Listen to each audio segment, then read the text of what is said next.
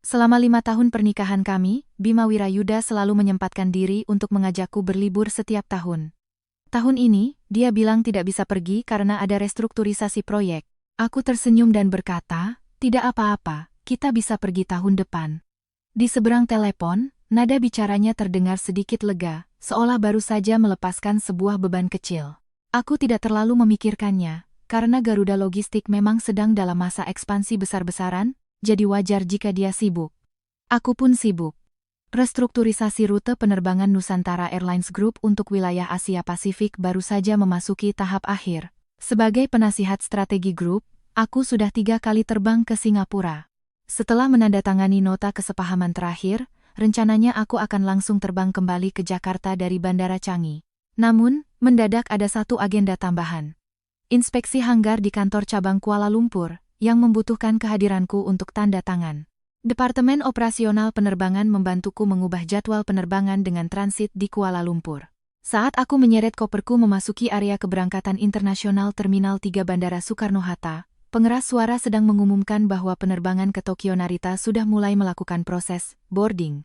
Aku tidak terlalu memperhatikan, sampai ketika aku melewati pintu masuk jalur khusus kelas utama, sudut mataku menangkap siluet yang sangat kukenal. Setelan jas berwarna biru tua, dengan garis bahu yang tegap, tangan kanannya memegang koper Rimowa yang kuberikan padanya sebagai hadiah ulang tahun lalu. Bima. Bukankah seharusnya dia di Jakarta? Aku berhenti melangkah. Dia tidak melihatku karena sedang menunduk, berbicara dengan seseorang di sampingnya. Seseorang itu adalah seorang perempuan. Dia mengenakan gaun berwarna krem, rambut panjangnya tergerai, dan profil wajahnya dari samping terlihat sangat lembut. Tangan kanannya melingkar di lengan Bima, sementara tangan kirinya menggandeng seorang anak laki-laki berusia sekitar 4 atau 5 tahun. Anak itu mendongak dan mengatakan sesuatu dengan suara kadelnya. Bima tertawa. Dia membungkuk dan mengeluarkan sesuatu dari ranselnya, sebuah topi. Topi kecil berwarna biru tua dengan bordiran sepasang sayap emas di bagian pinggirnya. Tanganku mulai gemetar. Aku mengenali topi itu. Topi itu dipesan khusus oleh Bima di London 3 tahun lalu, saat kandunganku berusia 6 bulan. Dia bilang, ketika anak kami lahir nanti, dia ingin anak kami memakainya untuk foto keluarga pertama kami. Kemudian, aku keguguran. Aku terbaring di rumah sakit selama seminggu. Setelah pulang, aku mengobrak-abrik seluruh rumah tapi tidak bisa menemukan topi itu. Ketika aku bertanya padanya, dia bilang mungkin hilang saat pindahan rumah. Sekarang, dia ada di sini. Dan topi itu ada di atas kepala seorang anak yang tidak kukenal. Bima memakaikan topi itu ke kepala si anak laki-laki, dengan lembut menyesuaikan posisi pinggirannya dengan jarinya. Gerakannya sangat ringan dan terampil. Anak itu tertawa geli, meraih dagu Bima dan berseru, "Papa, bagus, kan?" Bima menegakkan tubuhnya. Perempuan di sampingnya mendekat dan dengan sangat natural merapikan kerah jas Bima.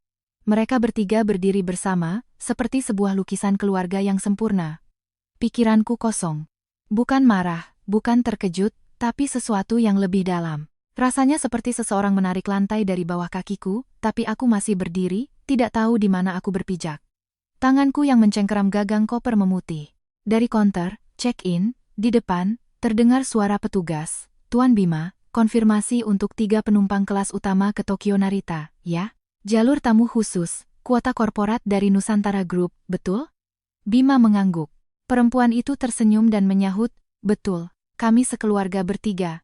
Keluarga kami bertiga." Dia mengucapkannya dengan begitu alami, seolah sudah mengatakannya ratusan kali. Kuota korporat Nusantara Group. Itu adalah hak istimewa perjalanan tingkat tertinggi di dalam grup. Di seluruh dunia, hanya ada 7 orang yang memiliki wewenang untuk menyetujuinya. Aku orang pertama. Aku tidak pernah menyetujuinya. Aku tidak pernah menyetujui kuota perjalanan manapun untuk Bima yang menyertakan nama orang ketiga. Di layar komputer petugas itu, pasti ada sebuah tanda tangan otorisasi. Tanda tangan dengan namaku, tapi bukan aku yang menandatanganinya. Aku berdiri belasan meter dari sana, memperhatikan mereka menyelesaikan proses, check-in, dan mendapatkan boarding pass. Anak laki-laki itu digendong di leher Bima, topi biru itu bergerak naik turun di antara kerumunan. Aku tidak menyerbu ke depan. Bukan karena aku tenang, tapi karena kakiku lemas. Setelah mereka menghilang di pintu masuk jalur kelas utama, aku berdiri diam di tempat selama 30 detik. Kemudian, Aku mengeluarkan ponselku. Di riwayat panggilan, pesan terakhir dari Bima adalah pagi ini pukul 8. Di Jakarta. Hari ini ada rapat, malam nanti istirahat lebih awal ya. Aku keluar dari aplikasi pesan dan membuka sistem manajemen internal Nusantara Group. Persetujuan hak istimewa perjalanan grup, riwayat 30 hari terakhir. Sebuah data muncul di layar. Pemohon, Bima Wirayuda. Pengguna, Bima Wirayuda, Dewi Lestari, Rian, Putra Dewi Lestari, Rute. Jakarta, Tokyo Narita, kelas utama, otorisasi tanda tangan, Anya Prameswari. Aku menatap baris terakhir itu. Anya Prameswari, namaku. Tapi aku tidak pernah menandatanganinya. Aku menggulir halaman ke bawah. Log sistem menunjukkan bahwa permohonan ini diajukan 3 hari yang lalu melalui intranet grup. Alamat IP-nya terlacak di kawasan SCBD, Jakarta Selatan, dari alamat kantor Garuda Logistik. Aku terus menggulir ke belakang. Setengah tahun yang lalu. Tokyo, Hokkaido. Kelas utama. Bima Wirayuda, Dewi Lestari, Rian. Otorisasi. Anya Prameswari. 1 tahun yang lalu, Jakarta, Paris, kelas utama. Bima Wirayuda, Dewi Lestari, Rian. Otorisasi, Anya Prameswari. 1,5 tahun yang lalu, Jakarta, Maladewa, kelas bisnis. Bima Wirayuda, Dewi Lestari. Otorisasi. Anya Prameswari. Setiap otorisasi atas namaku, dan tidak satu pun yang aku ketahui. Aku mengunci layar ponsel dan memejamkan mata. Tanganku masih gemetar. Setelah menarik napas dalam-dalam 2 kali, aku membuka ponsel lagi dan menekan sebuah nomor. Telepon berdering 2 kali sebelum diangkat. Ibu Anya. Suara sekretaris Laras. Laras, tolong lakukan sesuatu untuk saya. Silakan. Bu, tarik semua catatan perjalanan tamu istimewa Nusantara Group yang disetujui atas nama saya selama 2 tahun terakhir. Setiap catatan harus dilampirkan dengan data IP pengajuan, informasi perangkat yang digunakan, dan gambar asli tanda tangan. Kirimkan ke email terenkripsi saya hari ini juga. Hening sejenak di seberang sana. Bu, apakah ada masalah? Audit rutin. Baik, Bu. Segera saya proses. Setelah menutup telepon, aku menekan nomor kedua. Pusat Kendali Operasional Pesawat Nusantara Group? Benar, dengan siapa kami bicara? Saya Anya Prameswari. Pesawat pribadi GS-7 saat ini berada di posisi mana? Ibu Anya, GS-7 saat ini terparkir di apron pesawat pribadi Bandara Soekarno-Hatta. Siap terbang kapan saja. Siapkan untuk penerbangan. Tujuan Kuala Lumpur. Berangkat 1 jam lagi. Diterima, Bu. Aku menyeret koperku dan berbalik menuju jalur khusus pesawat pribadi.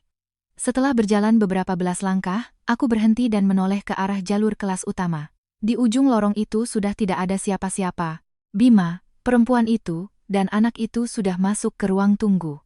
Mungkin mereka sedang bersantai di lounge kelas utama sambil minum sampanye. Anak laki-laki itu mungkin masih memakai topi itu, bertanya pada ayahnya kapan pesawat akan terbang. Sayap emas yang terbordir di topi itu, sketsa desainnya aku yang gambar. Aku mencengkeram gagang koper, berbalik, dan terus berjalan. 40 menit setelah GS-7 lepas landas, email terenkripsi dari Laras masuk. Di atas meja kecil di dalam pesawat pribadi, aku membuka laptop. Selama 2 tahun, ada total 9 catatan perjalanan tamu istimewa yang disetujui atas namaku.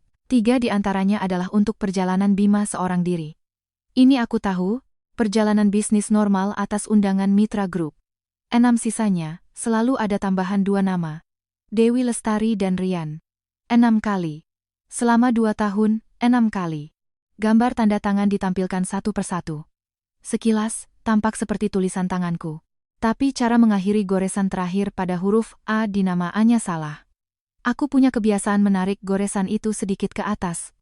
Semua tanda tangan ini mengakhirinya dengan goresan datar. Aku memperbesar salah satunya, menatapnya lama. Tiruan yang sangat teliti. Itu artinya, ini bukan tindakan impulsif. Dia sudah berlatih. Aku menutup laptop dan bersandar di kursi. Di luar jendela, awan di ketinggian 40.000 kaki tampak putih menyilaukan. Aku mengambil ponsel, membuka foto profil WhatsApp Bima. Foto itu kuambil saat ulang tahunnya tahun lalu. Dia berdiri di balkon, tersenyum menoleh ke belakang, dengan cahaya matahari menerpa sisi wajahnya. Aku mengubah nama kontaknya dari Sayang menjadi Bima Wirayuda. Kemudian, Aku membuka sistem manajemen internal Nusantara Group, masuk ke antarmuka dengan hak akses tertinggi. Manajemen personel terikat hak istimewa perjalanan tamu khusus. Di layar, tertera nama Bima Wirayuda. Status: aktif. Aku mengklik hentikan otorisasi. Sebuah kotak konfirmasi muncul, konfirmasi penghentian semua hak perjalanan korporat Nusantara Group atas nama Tuan Bima Wirayuda. Tindakan ini tidak dapat dibatalkan. Aku menekan konfirmasi. Detik berikutnya, aku masuk ke menu lain. Pelaporan penggunaan kuota korporat abnormal. Aku membuat laporan baru. Subjek laporan: ditemukan beberapa catatan perjalanan tamu khusus selama 2 tahun terakhir yang diduga menggunakan tanda tangan palsu tanpa otorisasi dari saya. Memohon Departemen Kepatuhan Grup untuk melakukan investigasi. Pelapor, Anya Prameswari, kirim. Setelah menyelesaikan 2 hal itu, aku meletakkan ponsel di meja. Sebelum layarnya terkunci, ruang obrolan dengan Bima masih berada di paling atas. Pesan terakhirnya masih sama, di Jakarta. Hari ini ada rapat, malam nanti istirahat lebih awal ya, diikuti dengan emoji senyum. Saat pesawat pribadiku mendarat di Kuala Lumpur, investigasi kepatuhan di kantor pusat Nusantara Group sudah dimulai. Aku tidak tahu prosesnya seperti apa. Itu adalah alur kerja sistem yang otomatis. Yang aku tahu, ketika sebuah laporan anomali diajukan langsung oleh pemegang saham terbesar Pertama Group, Departemen Kepatuhan tidak punya ruang untuk menunda. Inspeksi hanggar hanya memakan waktu 2 jam. Setelah menandatangani dokumen, Kepala Kantor Cabang Kuala Lumpur, Pak Santoso, mengantarku ke ruang tunggu VIP. Di tengah jalan, teleponnya berdering. Dia menatapku sejenak, ragu-ragu, tapi akhirnya mengangkatnya. Dia berbicara beberapa kalimat, "Iya, saya mengerti." "Baik, saya paham situasinya." Setelah menutup telepon, ekspresinya terlihat sedikit rumit. "Ibu Anya, barusan Direktur Kepatuhan dari Kantor Pusat Jakarta, Bapak Tirtayasa, menelepon. Beliau menanyakan apakah ibu bersedia untuk menelepon balik." "Apa katanya?" "Katanya ada beberapa hal terkait verifikasi catatan perjalanan Pak Bima yang perlu dikonfirmasi langsung dengan ibu." Pak Santoso berhenti sejenak. Pak Tirtayasa juga menyebutkan. Beliau bilang bahwa dalam proses verifikasi, mereka sudah menghubungi Pak Bima. Saat ini Pak Bima berada di Bandara Narita, Tokyo, dan baru saja diberitahu bahwa hak akses kuota korporatnya telah dihentikan. Aku mengangguk. Pak Bima sepertinya tidak begitu paham apa yang terjadi. Pak Santoso memilih kata-katanya dengan hati-hati. Beliau bertanya kepada kantor pusat apakah ada kesalahan sistem. Pak Tirtayasa menjawab tidak, ini adalah pengajuan penghentian otorisasi dan laporan anomali langsung dari Ibu Anya. Lalu, Pak Bima tidak bicara lagi. Pak Santoso menatapku. Pak Tirtayasa bilang Pak Bima terdiam cukup lama. Akhirnya, dia hanya bertanya satu kalimat. "Anya tahu?" Aku tidak menyahut. Pak Santoso menambahkan, Pak Tirtayasa juga mengatakan satu hal lagi. Saat memeriksa log sistem, beliau menemukan bahwa gambar tanda tangan pada 6 catatan perjalanan aneh milik Pak Bima memiliki perbedaan yang jelas dengan arsip tanda tangan asli ibu. Kata-kata asli Pak Tirtayasa adalah, apakah Ibu Anya tidak tahu apa yang dilakukan Pak Bima? Ataukah Pak Bima yang tidak tahu siapa istrinya sebenarnya? Kalimat itu menggantung di udara senyap ruang VIP. Pak Santoso mungkin mengira aku akan marah, atau setidaknya menunjukkan reaksi. Aku hanya berkata, tolong pesankan saya penerbangan kembali ke Jakarta untuk besok. Kelas bisnis saja. Tidak menggunakan pesawat pribadi, Bu? Tidak perlu. Setelah Pak Santoso pergi, hanya aku yang tersisa di ruang VIP. Ponselku menyala. Panggilan masuk dari Bima. Di layar, namanya bukan lagi sayang, melainkan 3 kata yang utuh dan dingin. Bima Wirayuda. Telepon berdering selama 15 detik. Aku tidak mengangkatnya. Setelah panggilan terputus, dia segera menelepon lagi. Aku menolaknya sekali lagi. Pada panggilan ketiga, aku mengaktifkan mode senyap dan membalikkan ponsel di atas meja. Lalu aku bangkit dan berjalan ke jendela. Langit Kuala Lumpur tampak rendah, awan seolah menekan landasan pacu. Di kejauhan, sebuah pesawat sedang meluncur untuk lepas landas. Aku memandangi pesawat itu meninggalkan daratan, semakin kecil, dan akhirnya menghilang di balik awan. Ponsel di atas meja menyala dan padam tanpa suara, berulang kali. Aku berdiri di depan jendela, tidak bergerak. Mataku terasa sedikit panas, tapi aku mendongak, menarik napas dalam-dalam, dan menahannya. Sekarang bukan waktunya untuk menangis. Aku punya sebuah grup perusahaan untuk diurus, sebuah investigasi untuk diikuti, dan sebuah pernikahan untuk diselesaikan. Air mata bisa menunggu nanti. Saat Bima menelepon untuk keempat kalinya, aku kembali ke meja dan mengangkat telepon. Suaranya lebih tenang dari yang kubayangkan, tapi ada lapisan ketegangan di baliknya. Anya, apa kamu mengajukan sesuatu ke kantor pusat? Iya. Kenapa kamu tidak bicara denganku dulu? Kamu di mana hari ini? Dia berhenti sejenak. Jakarta. Aku tidak menjawab. Keheningan berlangsung selama 4 detik. Ketika dia berbicara lagi, suaranya berubah. Kamu di Soekarno-Hatta. Itu bukan pertanyaan. Kamu melihatnya. Juga bukan pertanyaan. Aku berkata, topi itu. Sketsa desainnya aku yang gambar. Telepon di seberang sana sunyi senyap. Aku bisa mendengar napasnya menjadi lebih berat, seolah seseorang menekan dadanya. 5 detik. 10 detik. Anya, aku. Bima, aku memotongnya. Tim kepatuhan akan bicara denganmu. Sebaiknya kamu pikirkan baik-baik bagaimana menjelaskan 6 tanda tangan palsu itu. Aku menutup telepon. Saat meletakkan ponsel kembali ke meja, tanganku sudah stabil. Malam itu pukul 8, pesan WhatsApp dari Bima mulai membanjiri, satu persatu. Anya, jangan gegabah. Ini tidak seperti yang kamu pikirkan. Dewi itu teman kuliahku dulu. Dia membesarkan anaknya sendirian, hidupnya sangat sulit. Aku hanya membantu. Catatan perjalanan itu bisa aku jelaskan. Tolong minta kantor pusat menunda investigasinya dulu, ya? Soal topi itu, aku tahu kamu keberatan. Aku salah, aku tidak seharusnya memberikannya pada Rian. Tapi itu hanya sebuah topi, aku tidak berpikir panjang waktu itu. Tolong angkat teleponku. Kita bicara baik-baik. Pesan terakhir dikirim pukul 11 malam. Anya, sebenarnya apa maumu? Tidak satu pun pesannya kubalas. Aku duduk di kamar hotel, layar laptopku membuka sistem analisis aset Nusantara Group. Aku sedang memeriksa sesuatu yang lain. Semua pesanan logistik udara yang didapatkan oleh Garuda Logistik milik Bima selama 3 tahun terakhir, berapa banyak hak akses rutenya yang disetujui melalui jalur Nusantara Group? Jawabannya, semuanya. 3 rute logistik lintas batas paling inti milik Garuda Logistik Jakarta ke Tokyo, Jakarta ke Singapura, dan Jakarta ke Kuala Lumpur semuanya bergantung pada izin operasi rute internasional milik Nusantara Group. Izin-izin ini aku yang menandatanganinya. Jika Nusantara Group mencabut otorisasi tersebut, bisnis logistik lintas batas Garuda Logistik akan lumpuh total dalam 30 hari. Apakah Bima tahu soal ini? Mungkin tahu, mungkin tidak. Dia selalu merasa rute-rute itu adalah hasil negosiasinya sendiri, berkat jaringan dan kemampuannya. Dia tidak tahu bahwa di balik setiap rute, ada surat jaminan dari Nusantara Group yang dibubuhi stempel dan tanda tanganku. Aku tidak pernah memberitahunya, karena aku tidak ingin dia merasa pencapaiannya adalah berkat sedekah dari istrinya. Aku menutup sistem dan mengambil ponsel, mengirim pesan kepada pengacaraku, Dharma. Dharma, besok pagi ada waktu? Aku perlu konsultasi mengenai perceraian yang melibatkan transfer aset bersama, pemalsuan tanda tangan, dan struktur kepemilikan saham sebuah perusahaan terbuka. Dharma membalas dalam hitungan detik.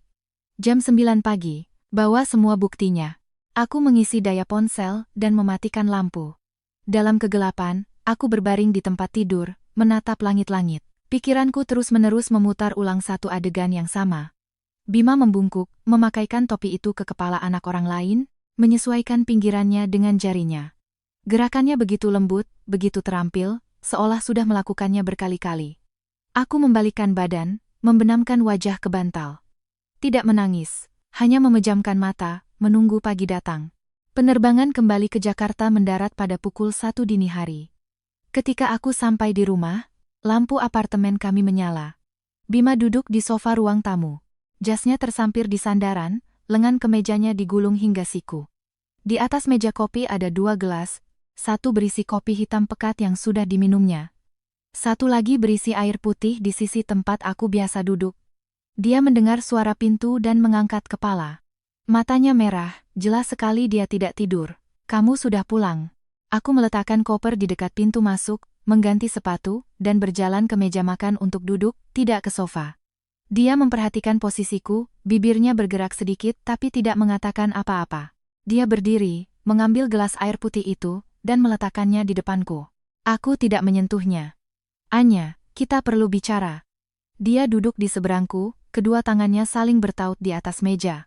Di jari manis tangan kirinya, masih terpasang cincin kawin kami lingkaran platina polos dengan ukiran tanggal pernikahan di bagian dalamnya. Kejadian di bandara, aku mengakuinya.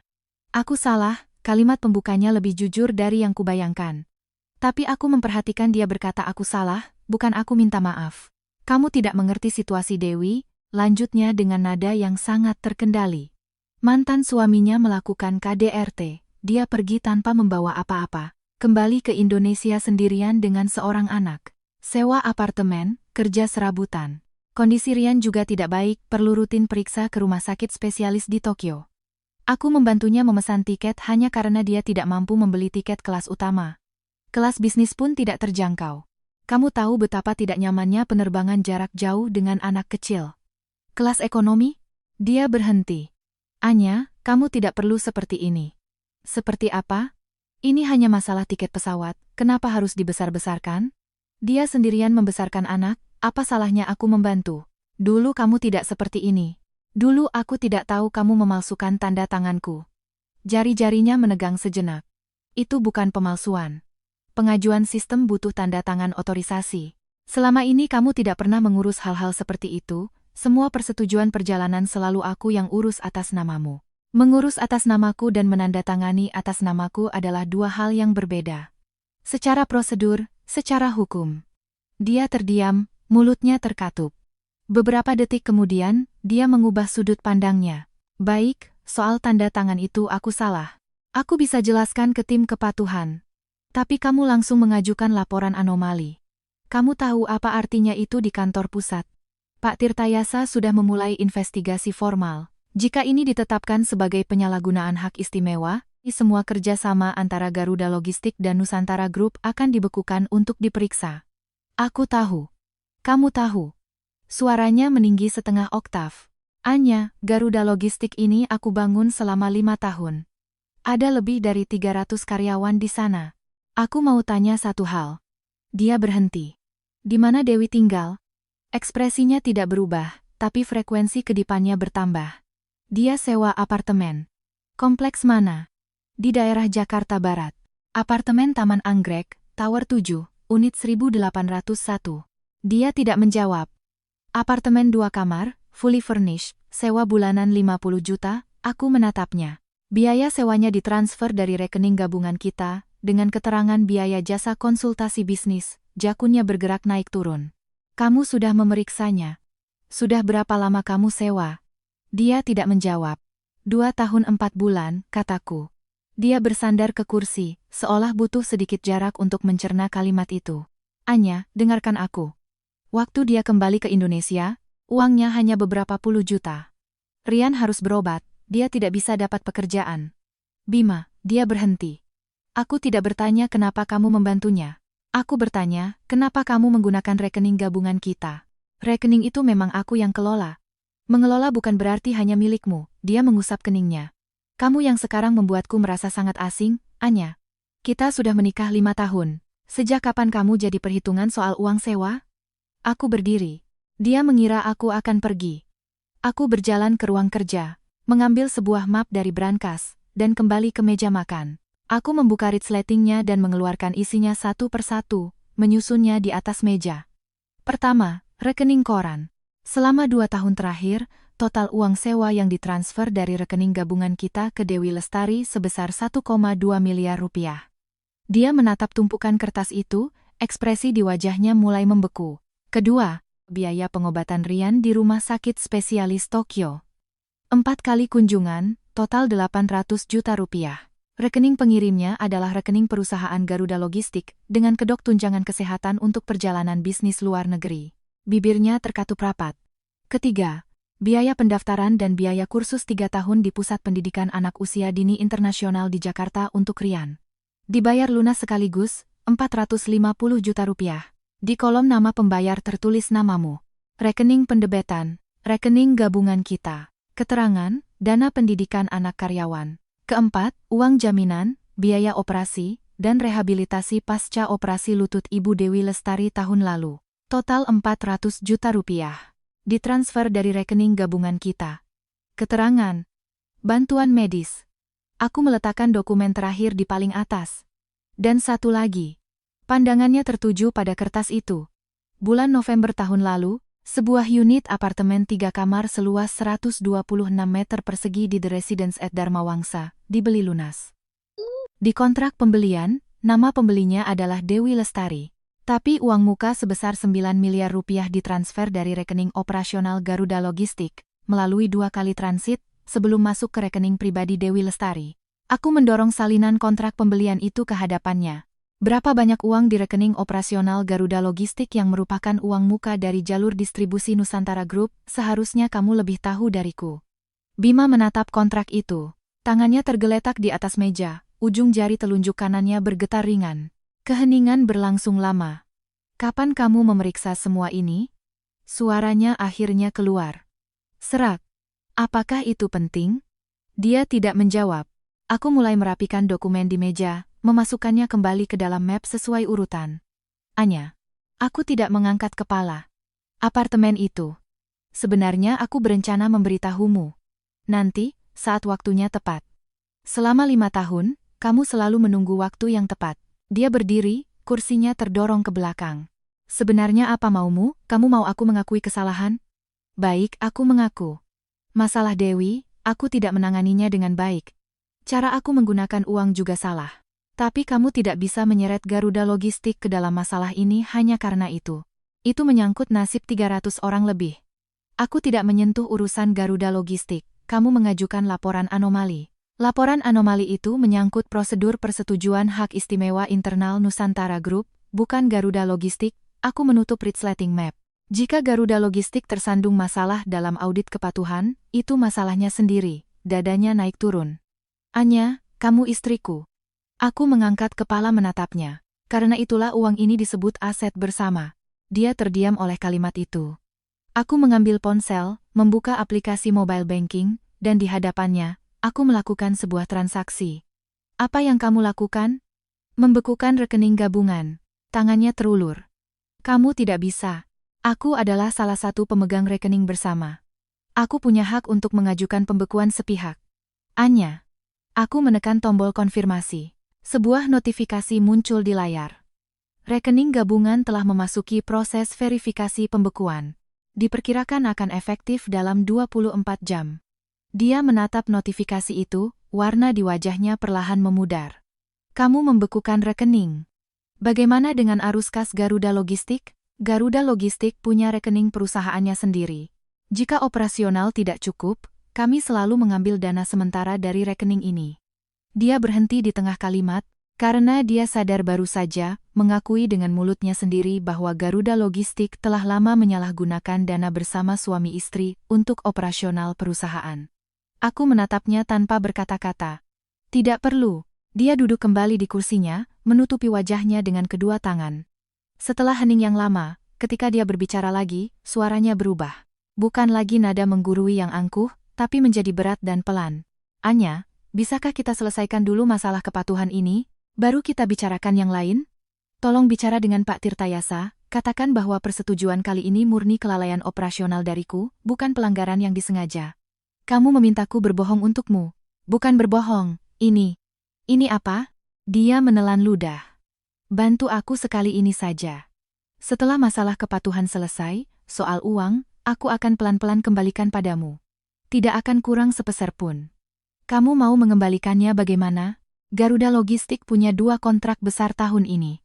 2 kontrak besar Garuda Logistik tahun ini, satu adalah subkontrak logistik untuk rute Asia Tenggara Nusantara Group, yang lainnya adalah proyek kerja sama transportasi dengan Sagawa dari Jepang. Kata-katanya tercekat di tenggorokan. Izin akses rute untuk kedua kontrak ini bergantung pada lisensi operasional Nusantara Group. Jika Nusantara Group menangguhkan otorisasi eksternal selama masa audit kepatuhan, kedua kontrak ini akan dibekukan secara bersamaan. Tangannya turun dari wajahnya. Kamu mengancamku. Aku memberitahumu fakta. Anya, kamu sudah berubah. Aku tidak berubah. Aku hanya mulai menghitung. Dia menatapku, aku menatapnya. Dulu, kami duduk di kedua ujung meja makan ini untuk makan malam. Dia bercerita tentang perusahaannya. Aku mendengarkan. Dia bicara tentang kesulitan rute, aku membantunya mencari solusi. Dia pulang larut dari perjalanan dinas. Aku menghangatkan makanannya dan meletakkan segelas air hangat di sampingnya. Meja ini telah menyaksikan semua hari-hari kami yang tenang, yang kooperatif, yang penuh pengertian. Sekarang, di atas meja ini, yang tergeletak adalah rekening koran dan kontrak pembelian rumah. Anya, dia memanggil namaku lagi. Kali ini, suaranya mengandung sesuatu yang tidak kukenal.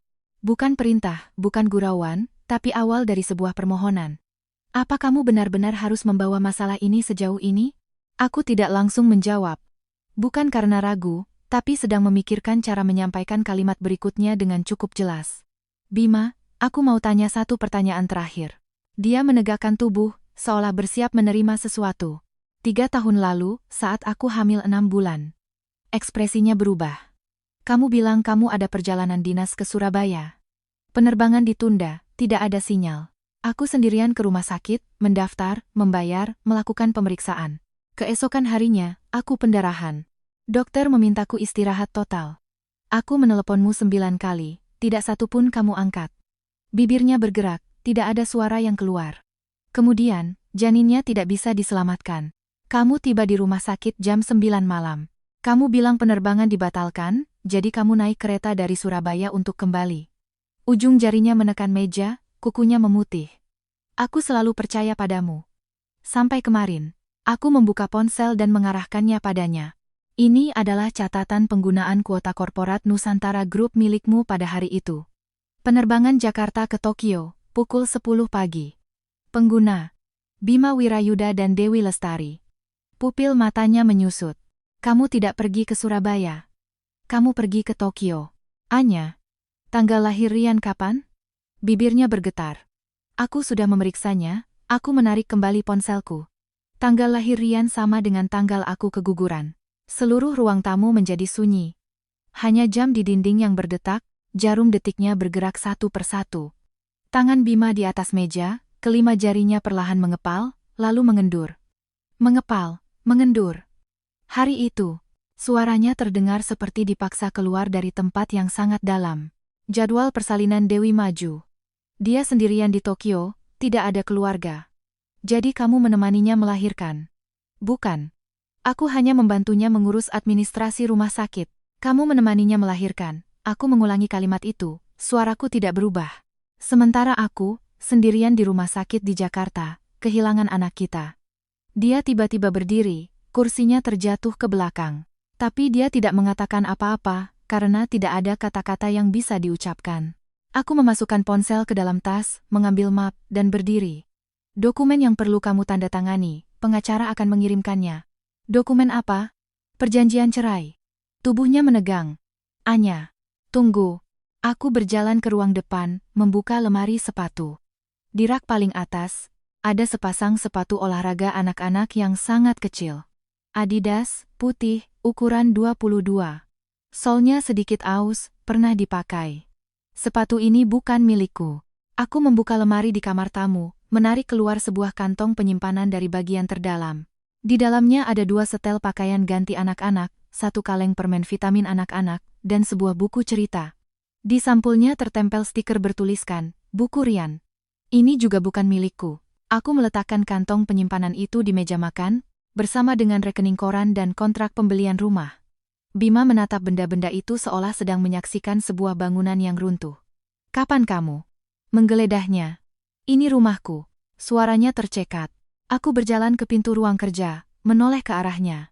Dia berdiri di tengah ruang tamu, dikelilingi oleh jejak-jejak milik wanita lain dan anaknya yang kuungkap dari berbagai sudut. Lengan kemejanya masih tergulung, cincin kawinnya masih terpasang, tapi seluruh dirinya tampak kosong. Anya, jangan pergi. Besok perusahaan ganti kunci akan datang mengganti kunci pintu. Kata sandi pintu digital akan aku ubah. Aku tidak akan memberitahumu kata sandi yang baru, juga tidak akan memberitahukannya pada Dewi Lestari. Aku mengambil koperku dan membuka pintu. Tenangkan dirimu dulu. Aku sangat tenang. Saat pintu tertutup, aku mendengar suara sesuatu yang ditendangnya di dalam. Aku berdiri di koridor, menarik gagang koper. Tanganku stabil. Saat pintu lift terbuka, ponselku menyala. Pesan dari Bima. Anya, kamu mau kemana? Aku tidak membalasnya. Saat lift turun, aku membuka aplikasi catatan, membuat dokumen baru. nama file, penyelesaian aset. Di baris pertama, aku mengetik sebuah angka. 2,8 miliar. Ini adalah total pengeluaran yang bisa dilacak selama 5 tahun dari rekening pribadiku dan rekening gabungan untuk keluarga Bima, biaya pengobatan ibunya, jaminan studi adiknya Rina, urusan kerabat di kampung halamannya, serta semua pengeluaran untuk Dewi Lestari dan putranya. 2,8 miliar. Angka ini tidak pernah kuhitung sebelumnya. Karena dulu aku merasa semua itu adalah hal yang seharusnya dilakukan seorang istri. Lift tiba di lantai dasar. Aku menyeret koper keluar dari lobi. Di luar sedang hujan, tidak deras, jenis gerimis yang halus.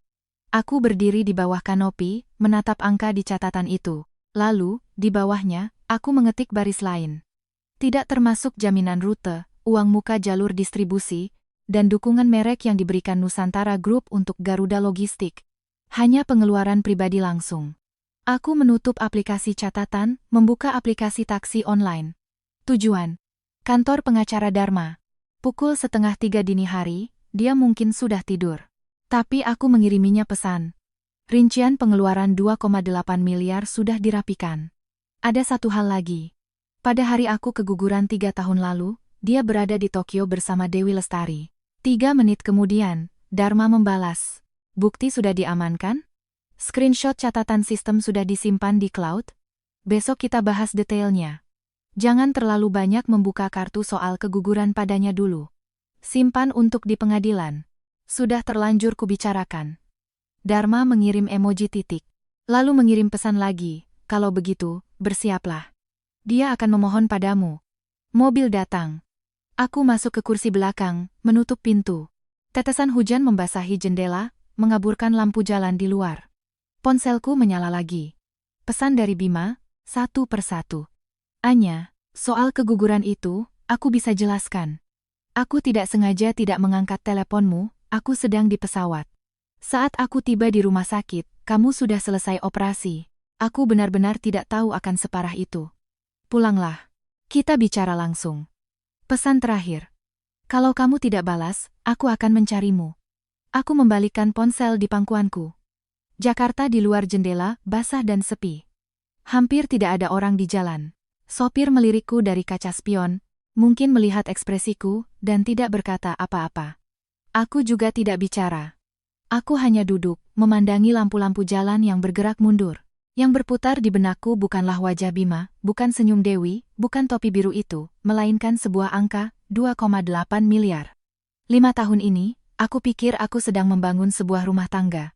Memasak, mencatat keuangan, menemani ibunya kontrol kesehatan, membantu adiknya mengisi formulir studi, menghadapi kerabatnya, dan membuka setiap jalur penerbangan untuk perusahaannya yang dia kira adalah hasil negosiasinya sendiri. Dia tidak tahu aku adalah pemegang saham terbesar pertama Nusantara Group. Dia tidak tahu perusahaannya bisa sampai ke titik ini, karena setiap langkahnya dilapisi oleh jalan yang kubangun. Dia hanya tahu aku tidak punya latar belakang, tidak mengerti bisnis, terlalu nyata. Dia merasa aku harus berterima kasih.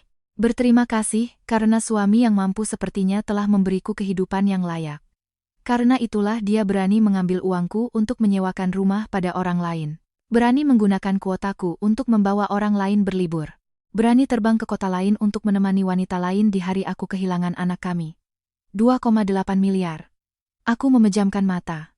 Angka ini akan menjadi lebih besar. Setelah Dharma selesai memeriksa pembukuan Garuda Logistik. Setelah semua uang muka jalur distribusi dan surat jaminan dari Nusantara Group terungkap. Saat itu, Bima akan tahu berapa nilai sebenarnya dari semua yang dia banggakan selama 5 tahun ini. Nilainya bukan kemampuannya, tapi kesabaranku. Dan kesabaranku berakhir di sini. 3 hari setelah rekening dibekukan, Dewi Lestari mengunggah sebuah tulisan panjang di media sosial. Judulnya sangat lihai, seorang ibu tunggal yang putus asa, niat berobat dibatalkan, malah dipermalukan di depan umum oleh istri pengusaha. Dharma mengirimkan tautannya padaku saat artikel itu sudah dibaca lebih dari 20.000 kali.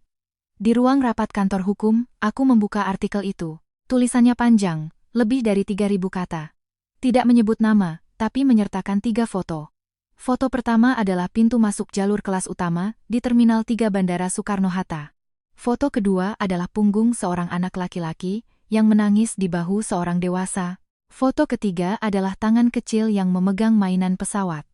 Narasi utamanya adalah sebagai berikut, dia seorang ibu tunggal, korban KDRT, kembali ke Indonesia tanpa harta. Seorang teman pengusaha yang baik hati, membantunya mengatur perjalanan ke Tokyo untuk pengobatan anaknya. Semua berjalan lancar sampai di bandara, ketika istri pengusaha itu tiba-tiba muncul, dan di depan umum membatalkan hak perjalanannya. Anaknya menangis ketakutan, para petugas saling pandang. Aku tidak tahu apa salahku. Aku hanya seorang ibu yang ingin mengobati anaknya. Dia berdiri di depan konter, menekan sebuah tombol, seolah mematikan harapan terakhirku dan anakku. Aku tidak menyalahkannya, mungkin di matanya kami tidak pantas duduk di sana. Tapi aku ingin bertanya, apakah kebaikan itu salah? Apakah membantu yang lemah itu salah? Mengapa seorang ibu yang bepergian dengan anak yang sakit harus diperlakukan seperti ini? Kolom komentar sudah meledak. Istri sah tidak seharusnya menindas orang sampai seperti ini. Anak itu apa salahnya? Istri pengusaha hidupnya terlalu nyaman, tidak bisa melihat orang miskin dapat sedikit keuntungan. Kebaikan seorang pria kaya di mata istrinya adalah perselingkuhan. Menyedihkan. Bahkan ada yang menemukan foto dari situs web Garuda Logistik milik Bima dan berkata, pria bertanggung jawab seperti ini membantu seorang ibu tunggal. Apa salahnya? Adik Bima, Rina, meneruskan tautan artikel itu padaku. Mbak, sekarang di internet semua orang membicarakan bak. Lihat saja sendiri, aku tidak membalasnya. Dharma duduk di seberangku, menyesap kopinya, dan meletakkan ponselnya. Artikelnya punya 3 celah, katanya. Aku tahu, jawabku. Pertama, dia bilang untuk berobat, tapi jadwal penerbangan sebenarnya adalah Jakarta-Tokyo, lalu lanjut ke Hokkaido. Tidak ada hubungannya dengan rumah sakit manapun di Tokyo. Kedua, dia bilang anaknya menangis ketakutan. Tapi rekaman CCTV akan menunjukkan bahwa anak itu menangis karena diberitahu tidak bisa naik pesawat. Sebelumnya, emosinya sangat baik karena sedang digendong di leher Bima. Ketiga, dia bilang dirinya adalah pihak lemah yang dibantu, tapi di depan konter, check-in, dia sendiri yang bilang kami sekeluarga bertiga, Dharma mengangguk. CCTV. Aku butuh rekaman CCTV lengkap dari area check-in, kelas utama T3 Soekarno-Hatta. Proses pengambilan bukti di Singapura aku sudah biasa. Pengesahan bukti melalui bantuan hukum internasional terlalu lama. Tapi Nusantara Group punya mitra layanan VIP di Soekarno-Hatta. Sistem keamanan mereka punya arsip independen. Sebagai pemegang saham terbesar Pertama Group, aku yang akan koordinasi, aku mengambil ponsel dan menelepon kepala kantor Nusantara Group Jakarta. Pak Tirtayasa, saya butuh bantuan Anda untuk satu hal. Mitra layanan VIP kita di Terminal 3 Soekarno-Hatta, saya perlu rekaman CCTV dari area check-in, kelas utama, arsip seminggu terakhir. Bu Anya, ini perlu melalui prosedur dari pihak layanan VIP. Katakan pada mereka ini untuk investigasi kepatuhan internal grup. Surat persetujuan bertanda tangan saya akan menyusul. Kirimkan file aslinya ke email terenkripsi pengacara Dharma hari ini juga. Baik, Bu. Setelah menutup telepon, Dharma sudah mulai menyusun surat somasi. Surat ini dikirim ke siapa? Dewi Lestari. Minta dia dalam 48 jam untuk menghapus konten yang tidak benar, meminta maaf secara terbuka, dan berhenti melanggar nama baikmu. Tambahkan 1 poin, Dharma mengangkat kepala. Beritahu dia bahwa pihak kami telah memulai proses pengesahan bukti rekaman CCTV bandara. Jika dia tidak kooperatif dalam batas waktu yang ditentukan, video lengkap akan diajukan sebagai bukti ke pengadilan. Kami juga berhak mengajukan permohonan klarifikasi publik kepada platform terkait. Dharma tersenyum. Kamu yakin? Ini sama saja memberitahunya kamu punya videonya. Aku memang mau dia tahu. Kenapa? Karena dia akan panik. Dan orang panik akan membuat kesalahan. Surat somasi dikirim sore itu juga. Reaksi Dewi lebih cepat dari dugaanku. 6 jam setelah surat somasi dikirim, dia tidak menghapus tulisannya. Sebaliknya, dia menambahkan pembaruan di bawah artikel aslinya. Baru saja menerima surat somasi dari pengacara pihak sana, meminta saya menghapus artikel ini. Saya seorang ibu tunggal dengan seorang anak, tidak punya uang untuk menyewa pengacara, apalagi kemampuan untuk melawan istri seorang pengusaha. Jika artikel ini nanti dihapus, anggap saja itu adalah suara terakhir orang lemah yang dibungkam. Jumlah pembacanya langsung melonjak 3 kali lipat. Kolom komentar penuh dengan kecaman. Orang kaya pakai surat somasi untuk membungkam mulut orang miskin. Menjijikkan. Bima menelepon. Ini adalah pertama kalinya dia menghubungiku secara aktif setelah rekeningnya dibekukan. Anya, kamu lihat berita di internet? Sudah. Untuk apa kamu menyuruh pengacara mengirim somasi? Itu hanya akan memperkeruh keadaan. Dia menyebar fitnah. Dia hanya sedang emosional. Dia bilang anaknya mau berobat. Jadwal perjalanan kalian ke Hokkaido. Dia berhenti sejenak. Itu. Setelah selesai berobat. Bima. Kamu bahkan tidak bisa membantunya berbohong dengan benar. Dia terdiam. Tarik dulu somasi dari pengacara. Aku akan bicara dengan Dewi. Minta dia hapus tulisannya. Tidak perlu, kataku. Somasi tidak akan ditarik. Dan aku sudah meminta rekaman CCTV dari Bandara Soekarno-Hatta. Keheningan panjang di seberang sana. Kamu. Minta rekaman CCTV untuk apa? Menurutmu? Anya. Bima, sebaiknya kamu ingatkan Dewi Lestari. Setiap kata yang dia ucapkan di depan konter, check-in, semuanya terekam dalam CCTV. Aku menutup telepon. Rekaman CCTV tiba di email Dharma keesokan paginya. Kami menontonnya bersama di ruang rapat kantor hukum. Gambarnya sangat jernih. Sistem keamanan Bandara Soekarno-Hatta adalah salah satu yang terbaik di dunia. Kamera di area kelas utama mencakup setiap sudut konter dengan presisi. Gambar dimulai. Bima mendorong koper dengan satu tangan, tangan lainnya menggendong Rian. Dewi melingkarkan lengannya di lengan Bima. Mereka bertiga berjalan berdampingan menuju konter, check-in. Rian digendong di leher Bima, kedua tangan kecilnya memegang rambut Bima, tertawa riang. Tidak menangis, tidak gemetar, tidak ada tanda-tanda anak sakit yang ketakutan. Mereka tiba di konter. Petugas mengangkat kepala. Bima membuka percakapan. Halo. Kelas utama. Kuota Korporat Nusantara Group. Petugas menerima dokumen, melihat Dewi dan Rian, lalu dengan sopan mengonfirmasi. Permisi, bertiga ini. Dewi tersenyum. Suaranya jernih, nadanya alami seolah sudah berlatih ratusan kali. Iya. Kami sekeluarga bertiga. Dharma menekan jeda. Kalimat ini cukup. Aku mengangguk. Dharma memajukan video. Di layar, Rian bersandar di bahu Bima, meraih dagunya. Papa, kapan pesawatnya terbang? Bima menunduk menatap anak itu. Dia tidak mengoreksinya. Dia menjawab dengan lembut, sebentar lagi. Lalu menepuk-nepuk punggung anak itu. Dharma menekan jeda lagi. Dia tidak mengoreksinya. Ini bukti kuat. Aku melihatnya, kataku. Bagian ini, ditambah dengan pernyataan sekeluarga bertiga dari Dewi sebelumnya, sudah cukup membuktikan bahwa mereka secara terbuka menampilkan diri sebagai keluarga. Ini sejalan dengan fakta pemalsuan tanda tangan dan penyalahgunaan hak istimewa. Setiap kalimat dalam artikel Dewi tentang dirinya yang hanya ibu tunggal yang dibantu merupakan pernyataan palsu. Lanjutkan videonya. Video berlanjut. Aku muncul. Dalam rekaman, aku berdiri belasan meter jauhnya, tangan mencengkeram gagang koper, tidak bergerak. Lalu aku berjalan ke arah konter, membuka ponsel, melakukan sesuatu. Ekspresi petugas berubah. Dia menatap layar, lalu menatap Dewi. Senyum di wajah Dewi menghilang. Rian mulai menangis. Bima menoleh. Adegan selanjutnya, aku tidak mau melihatnya lagi. Cukup. Dharma mematikan video. Selanjutnya bagaimana? Jangan publikasikan videonya dulu, kata Dharma, menatapku. Tunggu Dewi membuat kesalahan lagi. Dan Dewi memang membuat kesalahan lagi. 3 hari setelah somasi dikirim, dia tidak menghapus tulisannya, juga tidak meminta maaf. Dia melakukan hal yang lebih bodoh. Dia mengajakku bertemu. Lokasinya di sebuah kafe jaringan. Saat aku tiba, dia sudah duduk di pojok. Hari ini dia mengenakan kardigan rajut berwarna abu-abu, rambutnya diikat longgar, wajahnya tanpa riasan dengan sedikit lingkaran hitam di bawah mata. Aku akui, dia pandai memilih penampilan. Dandanan ini bukan untukku, tapi untuk orang-orang yang mungkin memotret kami. Seandainya ada yang mengenalinya sebagai ibu tunggal lemah yang ditindas istri sah, saat aku duduk, aku menyalakan perekam suara di ponselku. Dia tidak menyadarinya. Mbak Anya, katanya. Saya mau bicara. Suaranya lembut, jari-jarinya memilin ujung tisu. Mbak mengirim somasi. Saya benar-benar takut. Saya sendirian dengan anak, tidak punya uang untuk berperkara di pengadilan. Kamu mau bicara apa?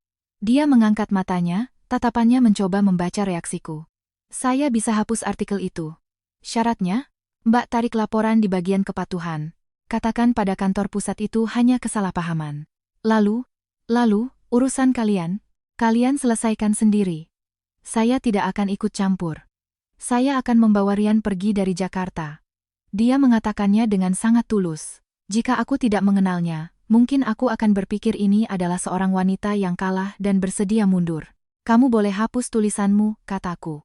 Tapi laporan kepatuhan tidak akan aku tarik. Jari-jarinya berhenti bergerak. Mbak Anya. Tanda tangan saya dipalsukan 6 kali. Ini bukan kesalahpahaman. Dia menggigit bibirnya. Itu, Bima sendiri yang melakukannya. Tidak ada hubungannya dengan saya. Saya pikir dia sudah memberitahu Mbak. Dia bilang padaku kamu tidak mampu membeli tiket pesawat. Matanya berkedip sejenak. Saya memang. Apartemen The Residence at Dharma Wangsa, 126 meter persegi, lunas. Mulutnya terkatup. Kamu memang tidak mampu membeli tiket pesawat, aku menatapnya. Jadi kamu memintanya membelikan sebuah apartemen. Wajahnya mulai berubah warna. Bukan pucat, tapi semburat merah tipis yang khas saat kebohongan terbongkar. Apartemen itu. Bima sendiri yang. Uang muka 9 miliar rupiah, ditransfer dari rekening operasional Garuda Logistik, melalui 2 kali transit sebelum masuk ke rekening pribadimu. Dia menunduk, jari-jarinya merobek tisu menjadi serpihan. Setelah hening beberapa detik, dia mengangkat kepala lagi. Kali ini, ekspresinya berubah. Kelemah lembutan itu hilang, digantikan oleh sesuatu yang lebih keras di baliknya. Mbak Anya, Anda menyelidikinya dengan sangat teliti, suaranya tidak lagi bergetar.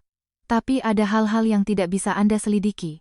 Misalnya, siapa yang sebenarnya ada di hati Bima? Dia menegakkan tubuh. Anda pikir itu Anda? Bukan saya yang berpikir begitu. Semua yang dia lakukan menunjukkan itu. Rumah itu dia yang beli, tiket itu dia yang pesan, anak memanggilnya papa, dan dia tidak pernah mengoreksi. Anda pikir dengan membekukan rekeningnya dia akan kembali? Mbak Anya, Anda terlalu tidak mengenalnya. Mungkin, kataku. Tapi aku tahu satu hal yang kamu tidak tahu. Apa? Dari mana uang itu berasal? Ekspresinya membeku sesaat. Aku tidak berhenti. Rute-rute inti Garuda Logistik selama 5 tahun ini, semuanya bergantung pada lisensi operasional Nusantara Group. Uang yang Bima gunakan untuk membelikanmu rumah, sumbernya adalah uang muka dari jalur distribusi Nusantara Group. Matanya berkedip beberapa kali. Nusantara Group, apa hubungannya denganku? Denganmu tidak ada hubungannya, aku berdiri. Denganku ada. Dia tidak menyahut, tapi aku melihat jari-jarinya mencengkeram ujung meja. Dewi, aku bertanya untuk terakhir kalinya. 3 tahun lalu, rekam medis keguguranku, apa ada padamu? Tubuhnya menegang.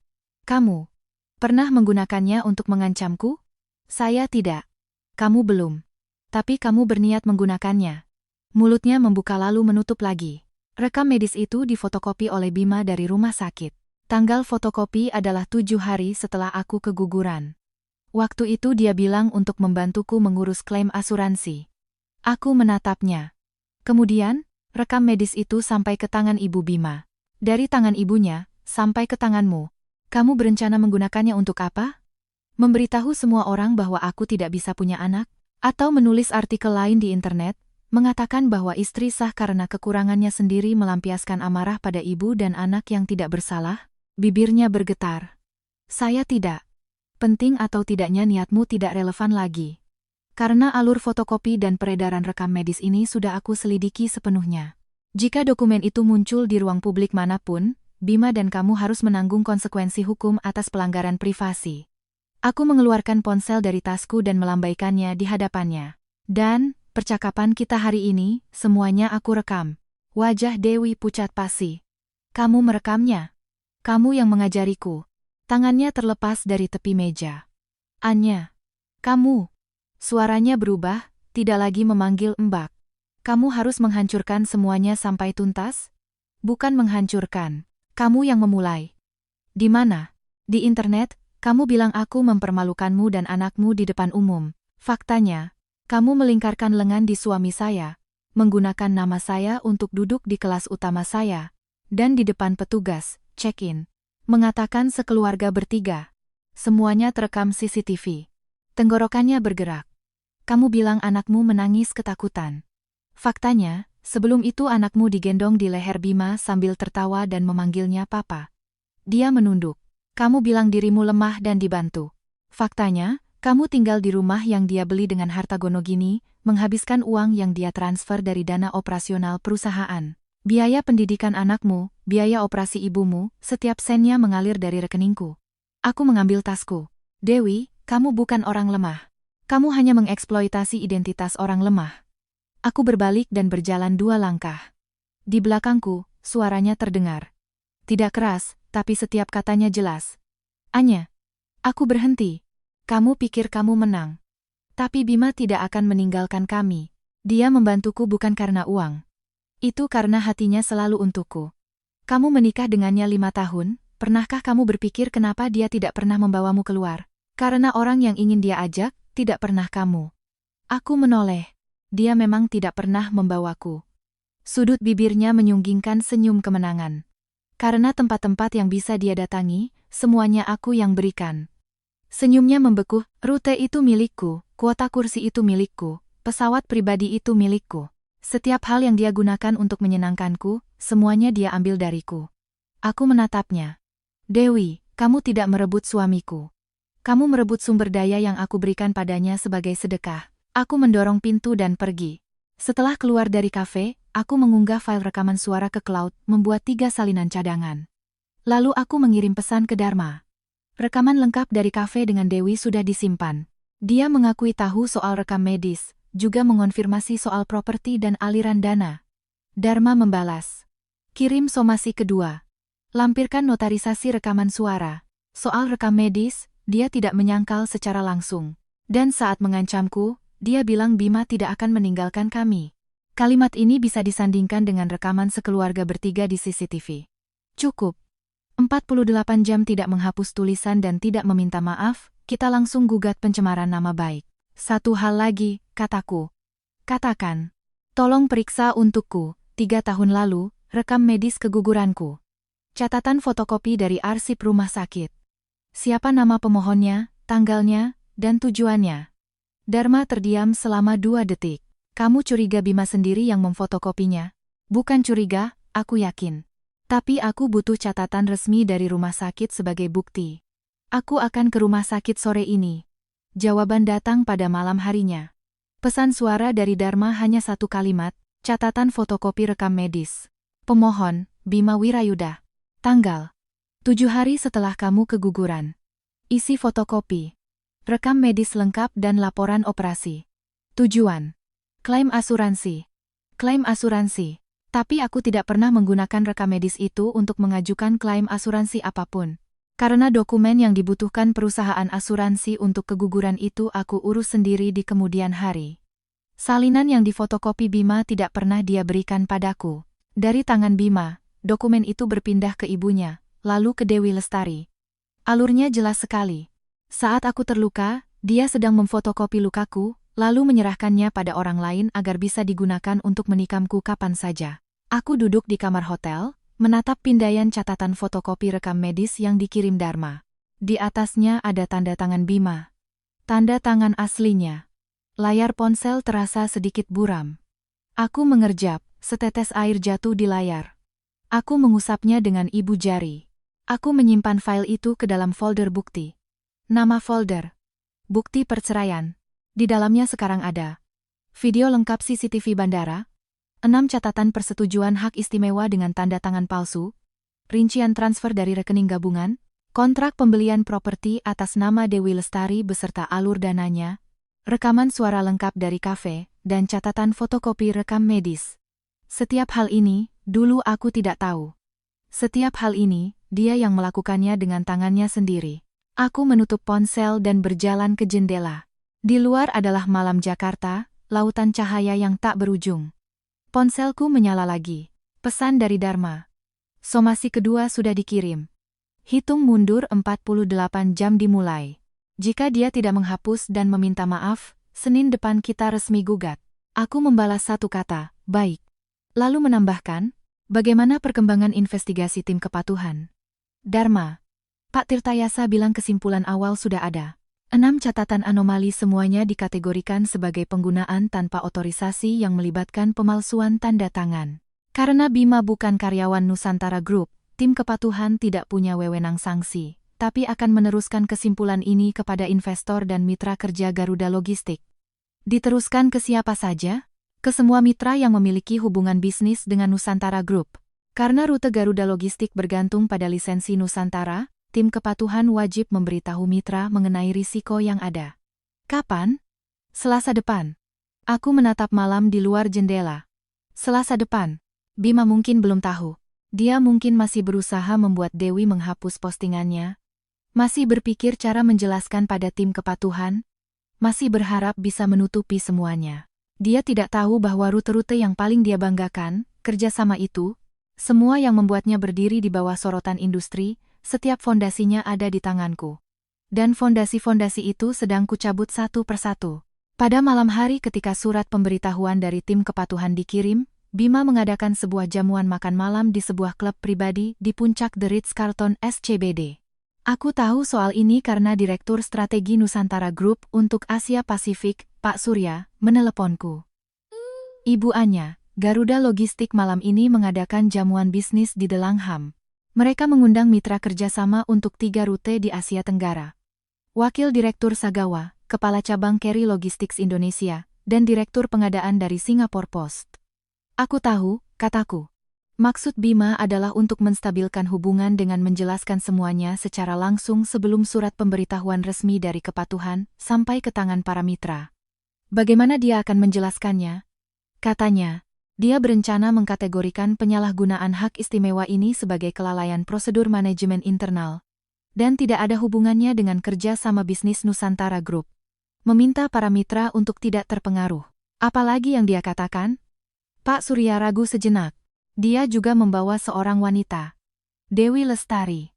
Secara resmi, sebagai konsultan pengembangan bisnis internasional yang baru direkrut oleh Garuda Logistik. Jariku berhenti di atas meja. Konsultan pengembangan bisnis internasional. Sore ini Departemen SDM kami menerima pemberitahuan personalia dari Garuda Logistik. Tanggal masuk kerja Dewi Lestari adalah hari ini. Masuk kerja hari ini, surat pemberitahuan dikirim hari ini, jamuan makan malam juga hari ini. Dia ingin menggunakan status Dewi sebagai rekan kerja untuk membersihkan citra wanita simpanannya. Pak Surya tidak menyahut. Aku mengambil dokumen di meja. Surat pemberitahuan resmi dari Departemen Kepatuhan Nusantara Group. Ada nomor, tanggal, dan stempel. Isinya ringkas. Berdasarkan hasil investigasi, Presiden Direktur Garuda Logistik, Bima Wirayuda, selama 2 tahun terakhir, telah menyalahgunakan hak istimewa perjalanan tamu khusus grup sebanyak 6 kali dengan memalsukan tanda tangan tanpa otorisasi dari pemegang saham terbesar pertama Nusantara Group, kuota korporat, izin ketergantungan rute, dan uang muka jalur distribusi yang terkait sedang dalam peninjauan lebih lanjut. Saat ini, pemberitahuan ini sudah dikirim dalam bentuk email terenkripsi ke email Departemen Hukum Sagawa, Carry Logistics, dan Singapore Post. Bima sedang berpacu dengan waktu. Dia pikir, selama dia bisa menceritakan versinya terlebih dahulu sebelum para mitra membuka email itu, dia bisa menekan masalah ini. Pak Surya, tolong pastikan satu hal. Ruangan di The Langham malam ini, dipesan atas nama siapa? Departemen Humas Garuda Logistik. Menggunakan akun mana? Kuota jamuan untuk mitra Nusantara Group. Sebuah perusahaan yang sedang diselidiki oleh tim kepatuhan, menggunakan kuota jamuan dari mitra yang sedang ditinjau, untuk menjamu mitra yang sedang diberi pemberitahuan. Pak Surya terdiam selama 2 detik. Ibu Anya, maksud ibu. Tolong hubungi The Langham. Untuk apa? Malam ini aku juga akan ke sana. Saat lift di The Langham terbuka di lantai 57, suara orang-orang sudah terdengar dari Amber Room di ujung koridor. Aku berdiri sejenak di koridor. Laras, sekretarisku, mengikuti di belakang dan berbisik, Ibu, saat ini ada 7 tamu di dalam. Ditambah Pak Bima dan Dewi Lestari, total 9 orang. Wakil Direktur Yamamoto dari Sagawa belum tiba. Pak Tirtayasa dari Carry dan Pak Chen dari Singapore Post sudah ada di sana. Email pemberitahuan dari Nusantara Group, apa mereka sudah terima? Email Departemen Hukum mereka semua sudah menerima. Tapi sesuai alur kerja email perusahaan, Departemen Hukum biasanya baru memproses email non-darurat keesokan harinya. Jadi kemungkinan besar malam ini mereka belum melihatnya. Bagus. Ibu, apa ibu yakin mau masuk? Pak Bima tidak tahu ibu akan datang. Aku tahu. Aku mendorong pintu Amber Room.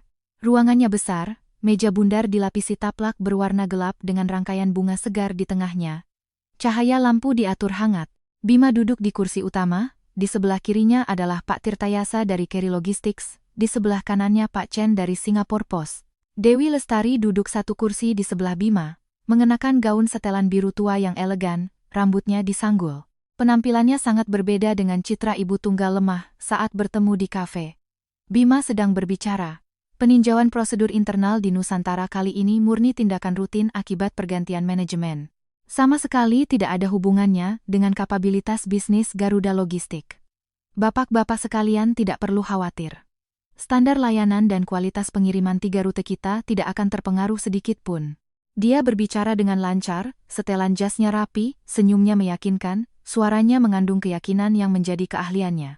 Pak Tirtayasa sedang mengangguk. Pak Chen sedang melihat ponselnya. Pintu terbuka. Semua orang menoleh. Saat Bima melihatku, dia sedang mengangkat gelas anggurnya. Tangannya berhenti di udara, anggur merah di dalam gelas sedikit bergoyang. Ibu Anya, Pak Tirtayasa dari Kerry yang pertama kali menyapa. Dia mengenalku. 3 tahun lalu, saat Nusantara Group dan Kerry menandatangani perjanjian kerjasama, aku hadir sebagai penasihat strategi grup. Pak Tirtayasa, aku mengangguk, berjalan ke meja bundar dan dengan santai menarik sebuah kursi kosong untuk duduk. Bima meletakkan gelas anggurnya. Anya, kenapa kamu di sini?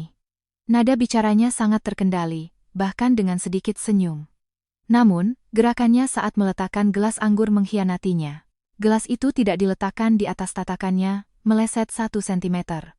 Jari-jarinya yang terlepas dari gelas menekan taplak meja 1 detik lebih lama. Aku menoleh pada yang lain, sedikit mengangguk. Selamat malam, bapak-bapak. Saya Anya Prameswari dari Nusantara Group. Maaf mengganggu. Tatapan Dewi Lestari menusukku. Dia tidak bicara, tapi tangannya yang memegang gelas air menegang. Pak Chen dari Singapore Post meletakkan ponselnya, menatapku, lalu menatap Bima. Ekspresinya sedikit aneh. Ibu Anya dan Pak Bima adalah. Dia istri saya, Bima menyahut dengan cepat. Aku tidak mengoreksinya. Tapi Pak Surya masuk ke ruangan di belakangku, membawa sebuah map. Dia berdiri di belakangku, tidak duduk. Saat Bima melihat Pak Surya, kelopak matanya berkedut. Pak Surya adalah Direktur Strategi Nusantara Group untuk Asia Pasifik. Setiap mitra yang hadir di sini pernah berurusan dengannya. Kehadirannya di sini berarti ini bukan sekadar istri Pak Bima kebetulan lewat. Pak Tirtayasa, Pak Chen, Pak Surya membuka suara. Mohon maaf mengganggu bapak-bapak sekalian. Departemen Kepatuhan Nusantara Group sore ini telah mengirimkan surat pemberitahuan resmi kepada masing-masing mitra, terkait kualifikasi ketergantungan rute Garuda Logistik dan anomali penggunaan kuota korporat.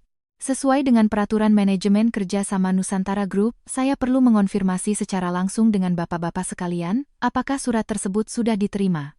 Seluruh ruangan menjadi sunyi, senyum Pak Tirtayasa menghilang. Surat pemberitahuan? Departemen Hukum kami belum. Sudah dikirim ke email Departemen Hukum perusahaan Anda. Pak Surya membuka mapnya, mengeluarkan 2 salinan surat dan menyerahkannya masing-masing kepada Pak Tirtayasa dan Pak Chen. Ini salinannya, agar bapak-bapak bisa mengetahuinya lebih awal. Bima berdiri. Pak Surya. Dia menatap Pak Surya. Ini adalah jamuan bisnis Garuda Logistik. Dokumen kepatuhan internal Nusantara Group tidak pantas dibahas di sini. Pak Bima. Suara Pak Surya tidak keras, tapi sangat jelas. Surat pemberitahuan ini bukan dokumen internal Nusantara Group. Ini adalah pemberitahuan resmi yang dikirim kepada mitra eksternal. Isinya menyangkut kualifikasi ketergantungan rute Garuda Logistik dalam sistem Nusantara. Ini berhubungan langsung dengan dasar hukum kerja sama bapak-bapak sekalian dengan Garuda Logistik. Pak Tirtayasa sudah mulai membaca surat itu. Semakin dia membaca, ekspresi wajahnya semakin serius. Pak Bima, di sini disebutkan bahwa 3 rute inti kalian semuanya bergantung pada lisensi operasi rute internasional Nusantara Group? Senyum di sudut bibir Bima akhirnya tidak bisa dipertahankan. Pak Tirtayasa, ketergantungan seperti ini adalah praktik umum di industri. Saya tahu ketergantungan adalah praktik umum. Yang saya tanyakan adalah, Nusantara Group sekarang sedang meninjau kualifikasi ketergantungan Anda. Jika kesimpulan peninjauan adalah pencabutan otorisasi ketergantungan, bagaimana dengan validitas hukum kontrak kerjasama yang kami tanda tangani dengan Garuda Logistik? Jakun Bima bergerak. Tidak akan dicabut, ini hanya Pak Bima, aku angkat bicara. Semua orang menatapku. Ini bukan peninjauan rutin. Dia menatapku. Kesimpulan dari Departemen Kepatuhan Nusantara Group sudah keluar. 6 catatan penggunaan kuota korporat semuanya dikategorikan sebagai penggunaan tanpa otorisasi yang melibatkan dugaan pemalsuan tanda tangan. Berdasarkan klausul kepatuhan pasal 17, untuk mitra yang terlibat dalam tindakan pemalsuan, Nusantara Group memiliki hak untuk secara sepihak menghentikan semua otorisasi ketergantungan dan kerja sama jalur distribusi. Jari-jarinya di lipatan celananya mengepal. Anya, aku belum selesai bicara. Dia terdiam.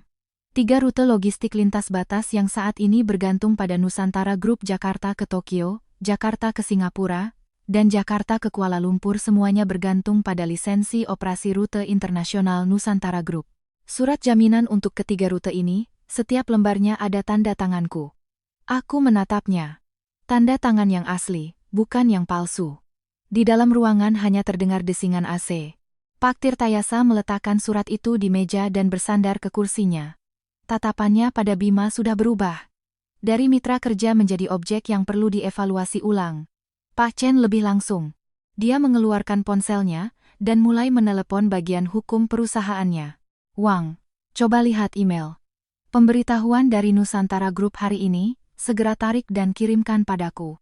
Dewi Lestari duduk di kursinya, tidak bergerak. Tatapannya bolak-balik antara aku dan Bima, bibirnya terkatup rapat. Bima menarik napas dalam-dalam. Ibu Anya, dia mengubah panggilannya. Kerja sama Garuda Logistik dan Nusantara Group sudah berjalan 5 tahun. Selama ini, kualitas pengiriman kami, evaluasi pelanggan, pertumbuhan bisnis.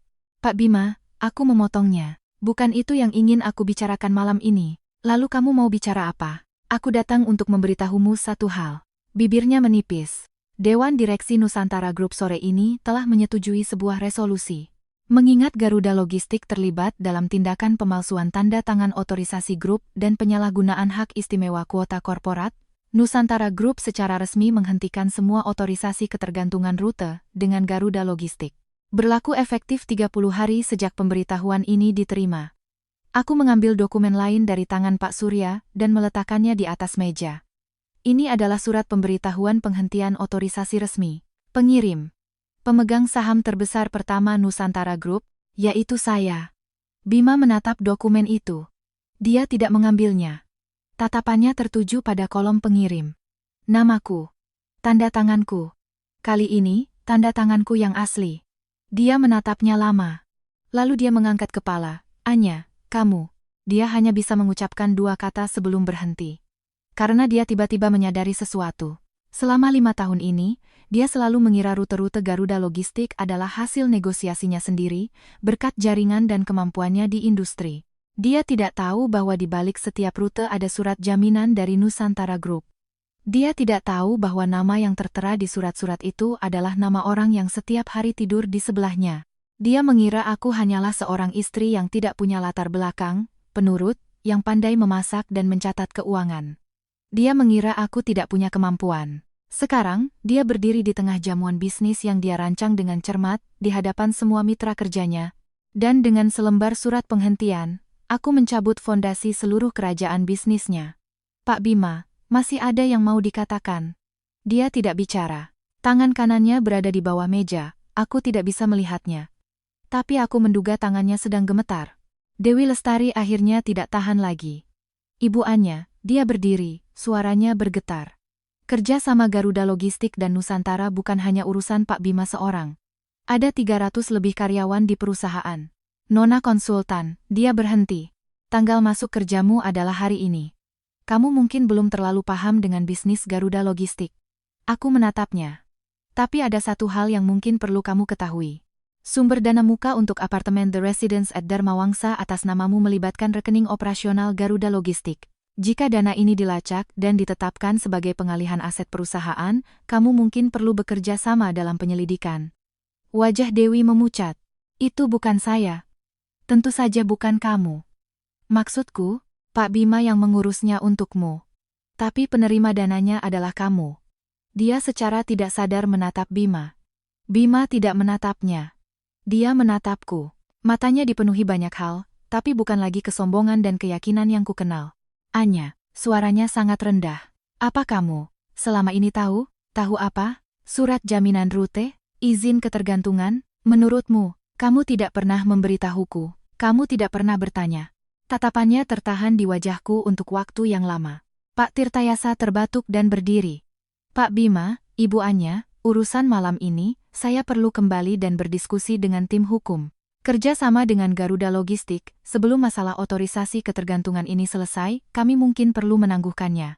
Pak Chen juga berdiri. Kami juga sama. Permisi dulu. Saat mereka meninggalkan ruangan, tidak ada yang menatap Bima. Dewi Lestari berdiri sendirian di samping meja, kedua tangannya tidak tahu harus diletakkan di mana. Di dalam ruangan hanya tersisa kami bertiga. Bima masih duduk di kursi utama. Anggur merah di hadapannya tidak tersentuh. Bunga-bunga segar masih berdiri di tengah meja, cahaya lampu masih hangat, tapi seluruh suasana sudah berubah.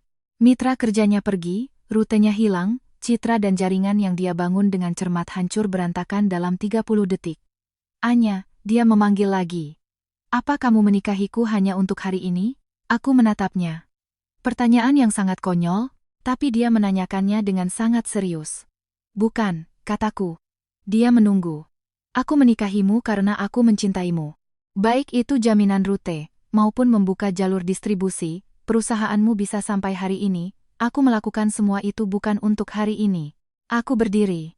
Tapi kamu menggunakan uangku, sumber dayaku, namaku, untuk membiayai wanita lain dan anaknya. Sudut bibirnya berkedut. Jadi, semua ini. Sekarang aku ambil kembali. Aku mengambil tasku dan berjalan ke pintu. Anya, suara Dewi terdengar dari belakang, dengan nada tajam. Kamu menghancurkannya. Apa kamu sendiri senang? Aku tidak menoleh. Aku tidak menghancurkannya. Aku hanya berhenti menopangnya. Saat pintu tertutup, tidak ada suara dari dalam ruangan. Keluar dari Delangham, angin malam terasa dingin. Pak Surya berjalan di sampingku, terdiam sejenak. Ibu Anya, wakil direktur Yamamoto dari Sagawa barusan mengirim pesan. Beliau sudah melihat surat pemberitahuan, membatalkan kehadirannya malam ini, dan mengatakan bahwa pihak Sagawa perlu mengevaluasi ulang kerangka kerjasama dengan Garuda Logistik. Satu hal lagi. Adik Pak Bima, Rina, baru saja mengunggah sesuatu di media sosialnya. Dia menunjukkan ponselnya. Status Rina. Ada orang yang tidak bisa mendapatkan pria baik, jadi mereka menghancurkan karier orang lain. Jahat. Fotonya adalah foto profil Bima mengenakan jas. Aku mengembalikan ponsel itu pada Pak Surya. Tidak perlu dihiraukan. Ibu Pak Bima juga menelepon resepsionis kantor, mau bicara dengan ibu. Jangan disambungkan. Ibu Anya, aku berhenti dan menatapnya. Mulai sekarang, semua urusan Garuda Logistik, serahkan pada tim hukum dan kepatuhan. Aku tidak akan terlibat langsung lagi. Dia mengangguk. Baik Bu. Ada lagi, Anda meminta saya memeriksa satu hal. Semua investasi dan pengeluaran besar Garuda Logistik selama 5 tahun terakhir, berapa banyak yang dilakukan melalui uang muka jalur distribusi Nusantara Group? Saya butuh laporan penelusuran dana yang lengkap. Pekerjaan ini tidak kecil. 1 minggu. Baik, Bu. Aku masuk ke dalam mobil. Setelah mobil berjalan, aku bersandar di kursi belakang, memejamkan mata. Di benakku terus berputar tatapan terakhir Bima padaku. Saat dia berkata, "Apa kamu selama ini tahu?" Wajahnya bukan menunjukkan kemarahan, tapi sesuatu yang lebih dalam. Perasaan saat menyadari bahwa tanah yang dia pijak selama 5 tahun, ternyata adalah jalan yang dibangun orang lain. Dan orang yang membangun jalan itu, tidak pernah dia lihat. Ponsel bergetar. Pesan dari Dharma, ku dengar kau ke Delangham malam ini. Sudah. Bagaimana hasilnya? 3 mitra kerja semuanya menangguhkan kerjasama. Surat penghentian otorisasi ketergantungan sudah diserahkan langsung. Kalau begitu, Garuda Logistik pada dasarnya akan lumpuh bisnis lintas batasnya dalam 30 hari. Dharma mengirim emoji titik. Lalu, draft perjanjian cerai akan kuberikan besok. Fokusnya pada aset bersama yang dialihkan ke Dewi Lestari dan putranya, serta saham Garuda Logistik. Jika Bima memiliki saham atau suntikan dana darimu di perusahaan, bagian ini perlu ditagih kembali. Berapa banyak? Investasi awal Garuda Logistik sebesar 6 miliar rupiah adalah dari saya pribadi. Melalui sebuah perusahaan cangkang bernama PT Tunas Harapan, memegang 12% saham. Bima tidak tahu PT Tunas Harapan adalah milikku. Dharma terdiam selama 3 detik. Kau yang mendanai investasi awalnya? Dia tidak tahu. Dia tidak tahu. Anya. Sebenarnya berapa banyak lagi yang kau sembunyikan? Aku menatap malam di luar jendela. Cukup untuk digunakan. 4 hari setelah jamuan makan malam di Delangham, Bima menelepon. Bukan untuk bertengkar. Suaranya datar, tapi di baliknya ada sesuatu yang belum pernah kudengar. Anya. Golongan darah Rian tidak cocok. Aku tidak bicara. Dewi memberitahuku Rian bergolongan darah O. Minggu lalu dia demam, di rumah sakit tes darah, hasilnya B. Golongan darahku A, Dewi O. Dia berhenti. A dan O tidak mungkin menghasilkan anak B. Kedua ujung telepon sunyi. Aku sudah melakukan tes DNA, suaranya seolah muncul dari dasar air yang dalam. Hasilnya keluar hari ini. Lalu, bukan anakku. 3 kata yang sangat ringan. Aku bersandar di kursi kantorku, menatap keluar jendela. Kapan kau mulai curiga? Setelah hasil tes darah minggu lalu keluar. Sebelumnya tidak pernah. Selama 5 tahun, tidak pernah sekalipun. Dia terdiam lama. Aku percaya padanya. 3 kata ini, sama ringannya dengan 3 kata sebelumnya, tapi bobotnya sama sekali berbeda. Anya. Aku mungkin sudah ditipu. Aku tidak menjawab, karena aku tidak tahu harus berkata apa. Dia ditipu oleh Dewi Lestari. Dia membayar sewa rumah, biaya medis, pendidikan, tiket pesawat selama 5 tahun untuk anak yang bukan anaknya. Dia memalsukan tanda tanganku 6 kali, menyalahgunakan harta bersama kami, menghancurkan pernikahan kami, kehilangan perusahaan dan statusnya di industri, demi anak ini. Dan anak ini bukan miliknya. Ini sangat ironis. Tapi aku tidak bisa tertawa. Apa rencanamu? Aku tidak tahu. Suaranya mengandung sesuatu yang belum pernah kulihat padanya. Bukan marah, bukan sedih, tapi kehilangan arah. Seperti seseorang yang tiba-tiba menyadari bahwa tempat dia berdiri selama 5 tahun bukanlah jalan, melainkan tepi jurang. Anya, Bima berhenti.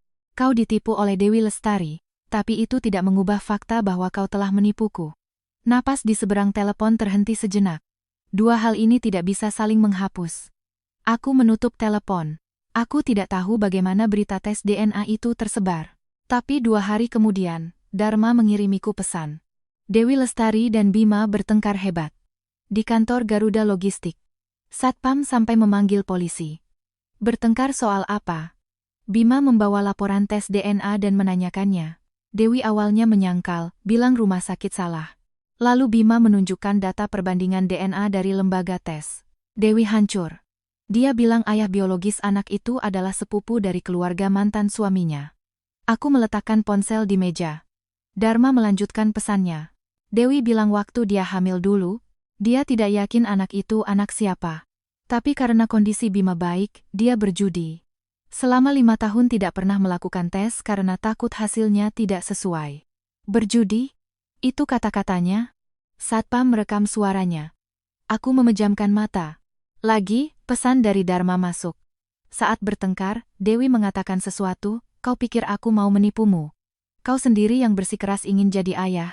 Kau yang membelikan Rian baju, mendaftarkannya ke sekolah, membawanya naik pesawat, semuanya kau yang berinisiatif. Aku hanya tidak memberitahumu kebenarannya. Kalimat yang cerdas. Dia membalikkan tanggung jawab. Tapi Bima mungkin tidak berpikir begitu. Dia telah mengorbankan terlalu banyak untuk anak ini. Jika anak itu miliknya, pengorbanan itu setidaknya punya alasan. Sekarang, alasannya pun hilang. Keruntuhan Garuda Logistik lebih cepat dari yang kubayangkan. Setelah penghentian ketergantungan rute, izin operasi untuk 3 rute logistik lintas batas intinya dicabut semua dalam 30 hari. Sagawa dan Kerry yang pertama mengirim surat penghentian kerjasama.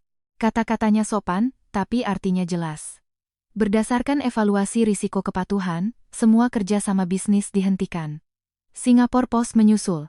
Bisnis lintas batas Garuda Logistik dalam sebulan anjlok dari skala pendapatan tahunan 1,2 triliun rupiah menjadi 0. Bisnis domestik masih ada, tapi tanpa dukungan rute lintas batas, keunggulan kompetitif inti Garuda Logistik di industri logistik lenyap seketika. Sore itu, saat Dharma memberikan laporan penelusuran dana, kami bertemu di kantor hukum. Laporannya sudah keluar. Dia mendorong tumpukan tebal kertas cetak ke arahku. Pengeluaran besar Garuda Logistik selama 5 tahun terakhir, bagian yang melibatkan penyalahgunaan uang muka jalur distribusi Nusantara Group totalnya 18,5 miliar rupiah, 18,5 miliar. Di antaranya, 9 miliar digunakan untuk membeli properti The Residence at Dharma Wangsa atas nama Dewi Lestari. Sisa 9,5 miliar tersebar untuk biaya medis, biaya hidup Dewi Lestari dan putranya, serta konsumsi pribadi Bima. Sumber dana ini, uang muka jalur distribusi Nusantara Group. Sesuai perjanjian kerjasama, penggunaan uang muka ini harus terbatas pada operasional rute dan bisnis logistik. Bima menyalahgunakannya untuk kepentingan pribadi, ini merupakan prestasi. Nusantara Group berhak menagih kembali. Jumlah tagihan, 18,5 miliar penuh, ditambah denda dan bunga, sekitar 23 miliar.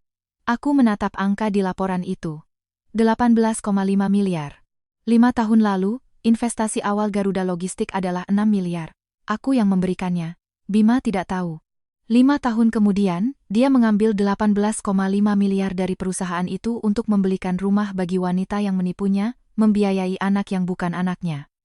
6 miliar lawan 18,5 miliar.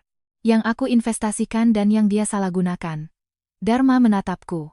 Anya, laporan ini perlu kau tanda tangani untuk konfirmasi. Lalu kita atas nama Nusantara Group akan mengirim surat tagihan ke Garuda Logistik. Bima sebagai direktur utama harus menanggung tanggung jawab renteng, tanda tangani. Dia membalik ke halaman tanda tangan. Aku mengambil pulpen. Saat ujung pulpen menyentuh kertas, tanganku berhenti sejenak. Bukan ragu. Tapi teringat malam 5 tahun lalu, saat menandatangani perjanjian investasi awal itu. Bima tidak tahu PT Tunas Harapan adalah milikku. Dia mengira 6 miliar itu diberikan oleh seorang investor asing yang percaya padanya. Malam itu, dia pulang dengan gembira, memelukku dan berputar-putar. Anya, ada yang investasi padaku. 6 miliar. Dia bilang dia percaya pada kemampuanku. Aku tersenyum dan berkata, selamat ya. Dia tidak tahu orang yang percaya pada kemampuannya itu setiap hari tidur di sampingnya. Aku menandatanganinya. Sehari setelah surat tagihan dikirim, Bima datang menemuiku. Bukan di apartemen kami, kunci pintunya sudah kuganti, dia tidak bisa masuk. Di sebuah kafe, di bawah gedung Nusantara Group. Dia duduk di pojok, kopi di hadapannya tidak tersentuh. Saat aku berjalan mendekat, aku menyadari dia kurus. Kerah kemejanya longgar, rongga matanya dalam, janggutnya tidak tercukur rapi. Dia melihatku dan berdiri. Anya, aku duduk di seberangnya. Surat tagihan sudah kuterima, katanya langsung, suaranya serak, 18,5 miliar. Kas Garuda Logistik tidak sebanyak itu. Itu masalahmu, aku tahu. Dia mengusap keningnya. Tapi jika Nusantara Group melakukan eksekusi paksa, Garuda Logistik hanya bisa mengajukan pilot, 300 lebih karyawan. Bima, dia berhenti. Setiap kali kau menyebut 300 lebih karyawan, kau ingin membuatku lunak atau menenangkan dirimu sendiri? Tangannya turun dari keningnya. Uang ini bukan dihabiskan oleh karyawan. Kau yang menghabiskannya. Untuk Dewi Lestari. Dia memejamkan mata. 9 miliar untuk rumah, 800 juta untuk medis, 450 juta untuk pendidikan anak, 6 kali tiket kelas utama dengan tanda tangan palsu sekitar 300 juta. Biaya operasi Ibu Dewi Lestari 400 juta. Dan biaya hidup lain-lain, taman bermain, obat-obatan impor. Aku menatapnya. Setiap sennya, aku punya rinciannya. Anya, sebagian uang itu adalah penghasilan pribadiku. Penghasilan pribadimu dan uang muka jalur distribusi Nusantara tercampur di satu rekening. Kau sendiri bisa memisahkannya. Dia tidak bisa. Ekspresinya sudah menjawab. Dharma sudah membantu memisahkannya untukmu, kataku. Kesimpulannya ada di surat tagihan, 18,5 miliar seluruhnya berasal dari uang muka jalur distribusi Nusantara. Sisa dari penghasilan pribadimu setelah dipotong biaya operasional rutin. Sisanya berapa? Kau lihat sendiri. Tangannya di atas meja mengepal. Hening lama. Anya, aku tidak sanggup, bisa dicicil. Dicicil pun tidak akan terbayar. Jika Garuda Logistik pilot, aku tidak punya apa-apa lagi. Kau masih punya satu hal. Dia mengangkat kepala. PT Tunas Harapan memegang 12% saham di Garuda Logistik. Masuk saat putaran pendanaan awal. Ekspresinya berubah. PT Tunas Harapan. Bagaimana kau tahu? Karena PT Tunas Harapan adalah milikku. Seluruh tubuhnya membeku. Investasi awal Garuda Logistik sebesar 6 miliar, aku yang memberikannya. Melalui PT Tunas Harapan, memegang 12% saham. Bibirnya bergerak, tidak ada suara yang keluar. 5 tahun lalu kau bilang ada yang berinvestasi padamu 6 miliar, dia percaya pada kemampuanmu. Aku menatapnya. Orang itu adalah aku. Tangannya terlepas dari meja, terkulai di lututnya. Kenapa kau tidak memberitahuku? Karena aku tidak ingin kau merasa perusahaanmu berdiri karena sedekah dari istrimu. Setelah kalimat itu, tubuhnya sedikit membungkuk ke depan, seolah tertimpa sesuatu. Anya. Bima. Aku tidak butuh terima kasihmu, juga tidak butuh rasa bersalahmu. Aku hanya butuh kau kembalikan uang. Jakunnya bergerak. 12% saham PT Tunas Harapan, bahkan jika dinilai dengan valuasi Garuda Logistik saat ini setelah didiskon, tidak cukup untuk menutupi 18,5 miliar. Tapi bisa sebagai pembayaran sebagian. Sisanya, kau gunakan aset pribadimu untuk menutupi. Aku tidak punya aset pribadi. Rumah atas namamu, mobil juga. Mobil adalah harta bersama, bisa dijual dan dibagi. Ada juga dana pensiunmu selama 5 tahun ini, asuransi komersial, dan rumah tua atas nama ibumu yang kau renovasi dengan biayamu. Matanya memerah. Kau bahkan mau mengambil rumah ibuku. Biaya renovasi rumah tua itu, 960 juta, dari rekening gabungan kita. Aku punya bukti transfernya. Dia tidak bicara. Bima, aku tidak menginginkan barang-barangmu. Aku hanya mengambil kembali milikku. Dia duduk di sana, seperti mesin yang perlahan-lahan dibongkar. Setiap komponen yang dulu dia kira miliknya perusahaan, rute, investasi, rumah, mobil sekarang dia sadar bahwa di akarnya ada jejakku. Dan keuntungan dari semua itu dia habiskan untuk wanita yang menipunya. Dewi. Dia tahu anak itu bukan anakmu? Dari awal sudah tahu, suaranya akhirnya keluar, sangat pelan. Dia bilang dia juga tidak yakin. Kau percaya? Dia tidak menjawab. Bima, setiap reaksinya di hadapanmu sudah diperhitungkan. Menangis, berlutut, muncul di hadapanmu dengan membawa anak. Kau pikir seseorang yang bisa berbohong soal golongan darah anak selama 5 tahun, tidak yakin? Tangannya di lutut mengepal. Pagi ini dia mengirimiku pesan, suaranya menjadi sangat kering. Dia bilang, Bima, tidak peduli apa hasil tesnya, Rian sudah memanggilmu papa selama 5 tahun. Apa kau tega tidak peduli pada kami? Bagaimana kau balas? Tidak kubalas. Dia mengangkat kepala menatapku. Anya, sekarang aku baru tahu siapa yang benar-benar baik padaku. Kalimat ini, jika diucapkan 3 bulan lalu, mungkin akan membuat hatiku luluh. Tapi sekarang, aku hanya merasa itu datang terlambat. Kau bukan tahu siapa yang baik padamu. Kau hanya menyadari semua orang telah menipumu, lalu teringat masih ada satu orang yang tidak menipumu. Matanya semakin merah. Berbeda. Sama saja, aku berdiri. Kau tidak mencintaiku. Kau hanya tidak punya jalan keluar. Aku mengambil tasku.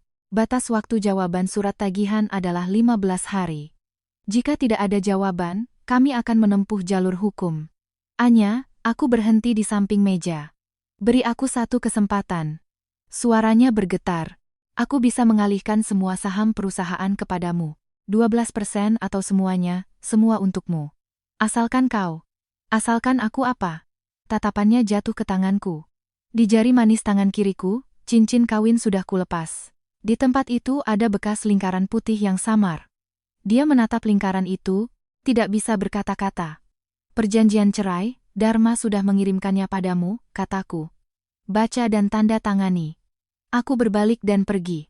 Malam itu, kembali ke hotel, aku duduk sendirian di dekat jendela. Di meja terbentang setumpuk dokumen. Bukan surat tagihan, bukan perjanjian cerai. Ini adalah daftar yang kurapikan sendiri.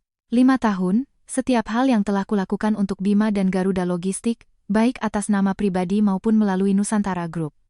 1. Investasi awal. 6 miliar rupiah. 2. Surat jaminan izin operasi rute Jakarta-Tokyo. 3. Surat jaminan izin operasi rute Jakarta-Singapura. 4. Surat jaminan izin operasi rute Jakarta-Kuala Lumpur. 5. Rekomendasi jalur untuk proyek kerja sama Nusantara Group dengan Sagawa. 6. Pengalihan pelanggan untuk kerangka kerja sama Nusantara Group dengan Kerry Logistics. 7. Koordinasi pendampingan dan pembayaran uang muka biaya pengobatan Ibu Bima selama 3 kali rawat inap. Dana jaminan studi Rina sebesar 240 juta, dan pengurusan berkas aplikasi. 9. Biaya renovasi rumah keluarga Bima. 960 juta. 10. berbagai sumbangan untuk acara keluarga dan kerabat selama 5 tahun, total sekitar 140 juta. Total 10 poin. Di belakang setiap poin ada tanggal, jumlah, bukti transfer, nomor referensi. Aku membaca daftar ini dari awal sampai akhir, lalu dari akhir ke awal. Poin 10 hingga poin 1. 140 juta, 960 juta, 240 juta, biaya pengobatan, pengalihan pelanggan, rekomendasi jalur, 3 jaminan rute, 6 miliar investasi awal. Inilah 5 tahun. 5 tahunku. Aku pikir aku sedang membangun sebuah pernikahan, mendukung karier orang yang kucintai. Aku pikir pengorbanan ini adalah urusan antara dua orang, tidak perlu dicatat, tidak perlu dihitung. Dia juga berpikir aku tidak akan menghitung. Aku meletakkan daftar itu di meja, mengambil gelas yang dia berikan padaku 5 tahun lalu. Di dinding gelas tercetak tulisan, untuk copilot terbaikku. Hari itu saat memberiku gelas, dia bilang, kau adalah copilot terbaikku. Aku membalik gelas itu. Di bagian bawahnya ada tulisan kecil, tanggal produksi. Bulan yang sama dengan bulan kelahiran Rian. Di bulan saat Dewi Lestari hamil, dia memberiku sebuah gelas, menyebutku copilot. Jariku menegang. Tulisan di dinding gelas menjadi buram. Bukan karena tidak terlihat, tapi karena ada sesuatu yang jatuh di dinding gelas. Setetes. 2 tetes. Aku tidak mengusapnya, membiarkannya mengalir sejenak. Ini adalah air mata terakhir yang kuizinkan jatuh untuk pernikahan ini. Bukan untuk Bima. Tapi untuk anak yang hilang 3 tahun lalu. Untuk diriku yang selama 5 tahun, setiap pukul 2 dini hari, menghangatkan makanannya, mengecek jadwal penerbangannya, mengurus rumah sakitnya. Untuk Anya yang dulu berpikir bahwa dengan menjadi cukup baik, cukup tenang, cukup tidak perhitungan, bisa mendapatkan ketulusan seseorang. Anya yang itu sudah mati. Mati saat melihat topi biru itu di Bandara Soekarno-Hatta.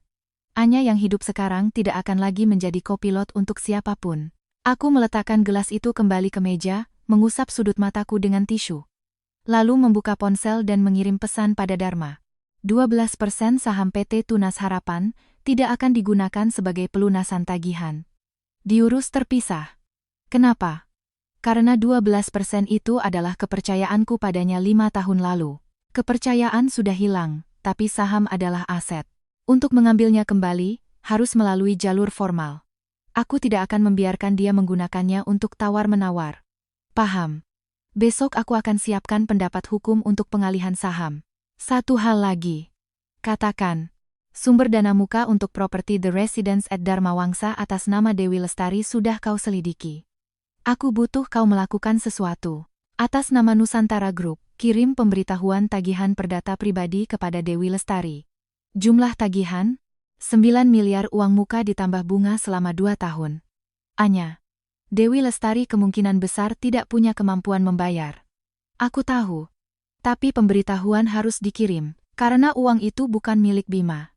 Itu mengalir dari harta bersama kami. Dia menerimanya, dia harus mengembalikannya. Tidak bisa bayar, bisa jual rumah. Dharma mengirim balasan. Diterima. Aku mematikan ponsel, berdiri, dan berjalan ke jendela. Malam Jakarta sangat terang. Di kejauhan terlihat lampu The Ritz-Carlton SCBD. Delangham ada di gedung itu, di lantai 57. Beberapa hari yang lalu, di sana, di hadapan semua mitra kerja Bima, aku mencabut fondasi di bawah kakinya. Sekarang, dia berdiri di atas puing-puing. Perusahaannya akan pailit, anaknya bukan anaknya, wanita idamannya adalah penipu, istrinya akan menceraikannya. Dan semua yang dia banggakan selama 5 tahun rute, pesanan, pelanggan, status industri semuanya aku yang berikan. Dia tidak tahu. Atau dia tahu, tapi sudah terlambat. Aku menutup tirai. Mematikan lampu. Besok masih banyak yang harus dilakukan. Perjanjian cerai harus diselesaikan, prosedur penagihan harus dilanjutkan, pengalihan saham PT Tunas Harapan harus diproses. Dan satu hal lagi, aku akan membeli tiket pesawat. Ke Islandia. Kelas ekonomi, harga penuh. Tidak menggunakan kuota siapapun, tidak menggunakan hak istimewa siapapun. Aku membelinya sendiri, pergi sendiri. Sendirian. Ruang mediasi berada di lantai 3 sisi timur Pengadilan Negeri Jakarta Pusat. Saat aku tiba, Bima sudah duduk di dalam. Dia lebih kurus dari pertemuan terakhir kami. Setelan jasnya masih yang biru tua itu, tapi garis bahunya sudah tidak terisi penuh. Kancing di pergelangan tangannya tidak terkancing rapi, memperlihatkan sedikit pergelangan tangan. Jam tangan yang kuberikan tahun lalu masih terpasang. Dharma duduk di sebelah kananku, di seberang adalah Bima dan pengacaranya. Mediatornya adalah seorang hakim wanita berusia 50-an. Dia membolak-balik berkas di hadapannya, mengangkat kepala, dan menatap kami berdua. Apakah kedua belah pihak setuju untuk mediasi? Setuju, kataku. Bima menatapku sekilas, lalu mengangguk, baik.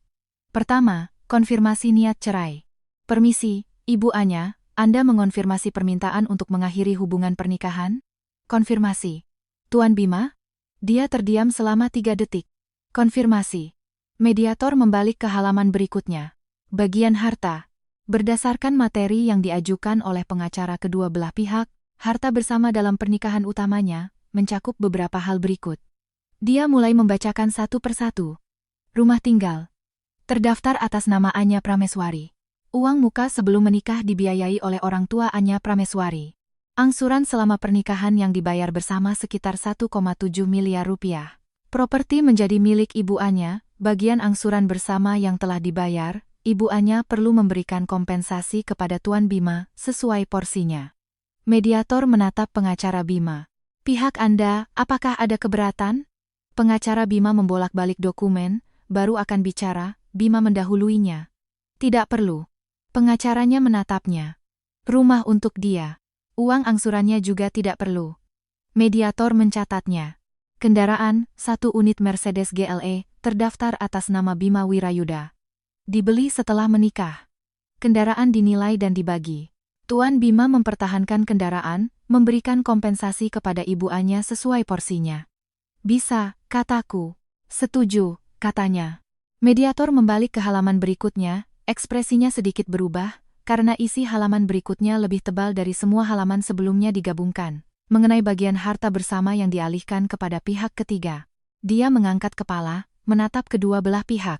Berdasarkan bukti yang diajukan oleh pihak Ibu Anya, selama masa perkawinan, Tuan Bima melalui rekening gabungan dan rekening operasional perusahaan atas namanya, telah mengalihkan aset kepada pihak ketiga, Dewi Lestari dan putranya, Rian, dengan total.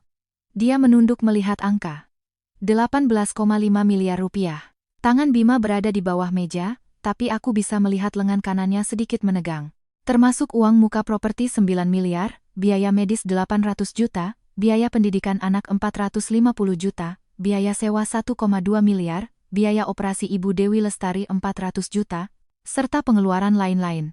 Mediator meletakkan berkas, menatap Bima. Tuan Bima, pihak Anda apakah ada keberatan dengan angka-angka ini? Pengacara Bima angkat bicara, pihak kami berpendapat bahwa sebagian dari dana tersebut merupakan penggunaan wajar dari pendapatan pribadi Tuan Bima. Pak Hakim, Dharma membuka mapnya. Berdasarkan laporan penelusuran dana yang kami ajukan, dari 18,5 miliar rupiah tersebut, tidak ada 1 sen pun yang dapat secara jelas dilacak sumbernya ke pendapatan pribadi Tuan Bima setelah pajak. Semuanya berasal dari 2 rekening. Pertama, rekening gabungan suami istri.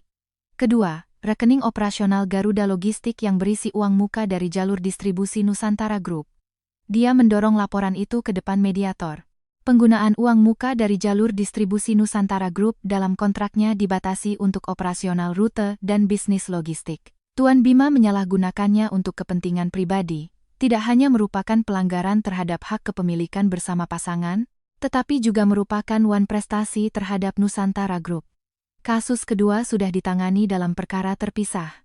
Pengacara Bima membolak-balik laporan, wajahnya semakin sulit. Dia berbisik dengan Bima. Bima tidak pernah menatapnya, hanya menatap meja. Mediator menunggu sejenak. Apakah pihak Tuan Bima menerima proposal kompensasi yang diajukan oleh Ibu Anya, yaitu bagian dari harta bersama sebesar 18,5 miliar rupiah tersebut menjadi tanggung jawab kompensasi Tuan Bima? Pengacara Bima masih ragu. Bima angkat bicara. Saya terima. Pengacaranya menatapnya. Pak Bima. Saya terima. Ulangnya. Suaranya tidak keras, tapi sangat jelas. Mediator mencatatnya. Poin terakhir. Pihak Ibu Anya mengajukan agar Tuan Bima tidak boleh meminta Ibu Anya menandatangani surat keterangan palsu dalam bentuk apapun, tidak boleh dengan cara apapun mengganggu proses audit kepatuhan Nusantara Group, tidak boleh dalam bentuk apapun mengganggu Ibu Anya secara pribadi. Setelah bercerai, kedua belah pihak tidak saling mencampuri. Setuju, kata Bima. Mediator menutup berkasnya. Kedua belah pihak mengonfirmasi isi di atas. Konfirmasi, kataku. Konfirmasi, katanya.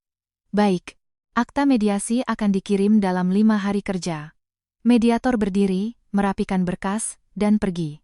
Dharma juga berdiri, mengangguk sedikit padaku, dan keluar lebih dulu. Di dalam ruangan hanya tersisa aku dan Bima. Pengacaranya sudah merapikan barang-barangnya dan menunggu di pintu, tapi Bima tidak bergerak. Dia duduk di kursinya, kedua tangan di atas meja. Cincin kawin di jari manis kirinya masih ada. Anya. Aku sedang memasukkan dokumen ke dalam tas. Mediasi sudah selesai, kataku. Aku tahu. Dia menatapku. Aku ingin bertanya satu hal. Aku tidak menjawab, tapi juga tidak pergi. Sejak kapan? Kau tidak mencintaiku lagi? Aku mengangkat kepala menatapnya. Pertanyaan ini berbeda dengan yang dia tanyakan beberapa bulan lalu di kafe. Apa kamu menikahiku hanya untuk hari ini? Waktu itu dia sedang menuduh.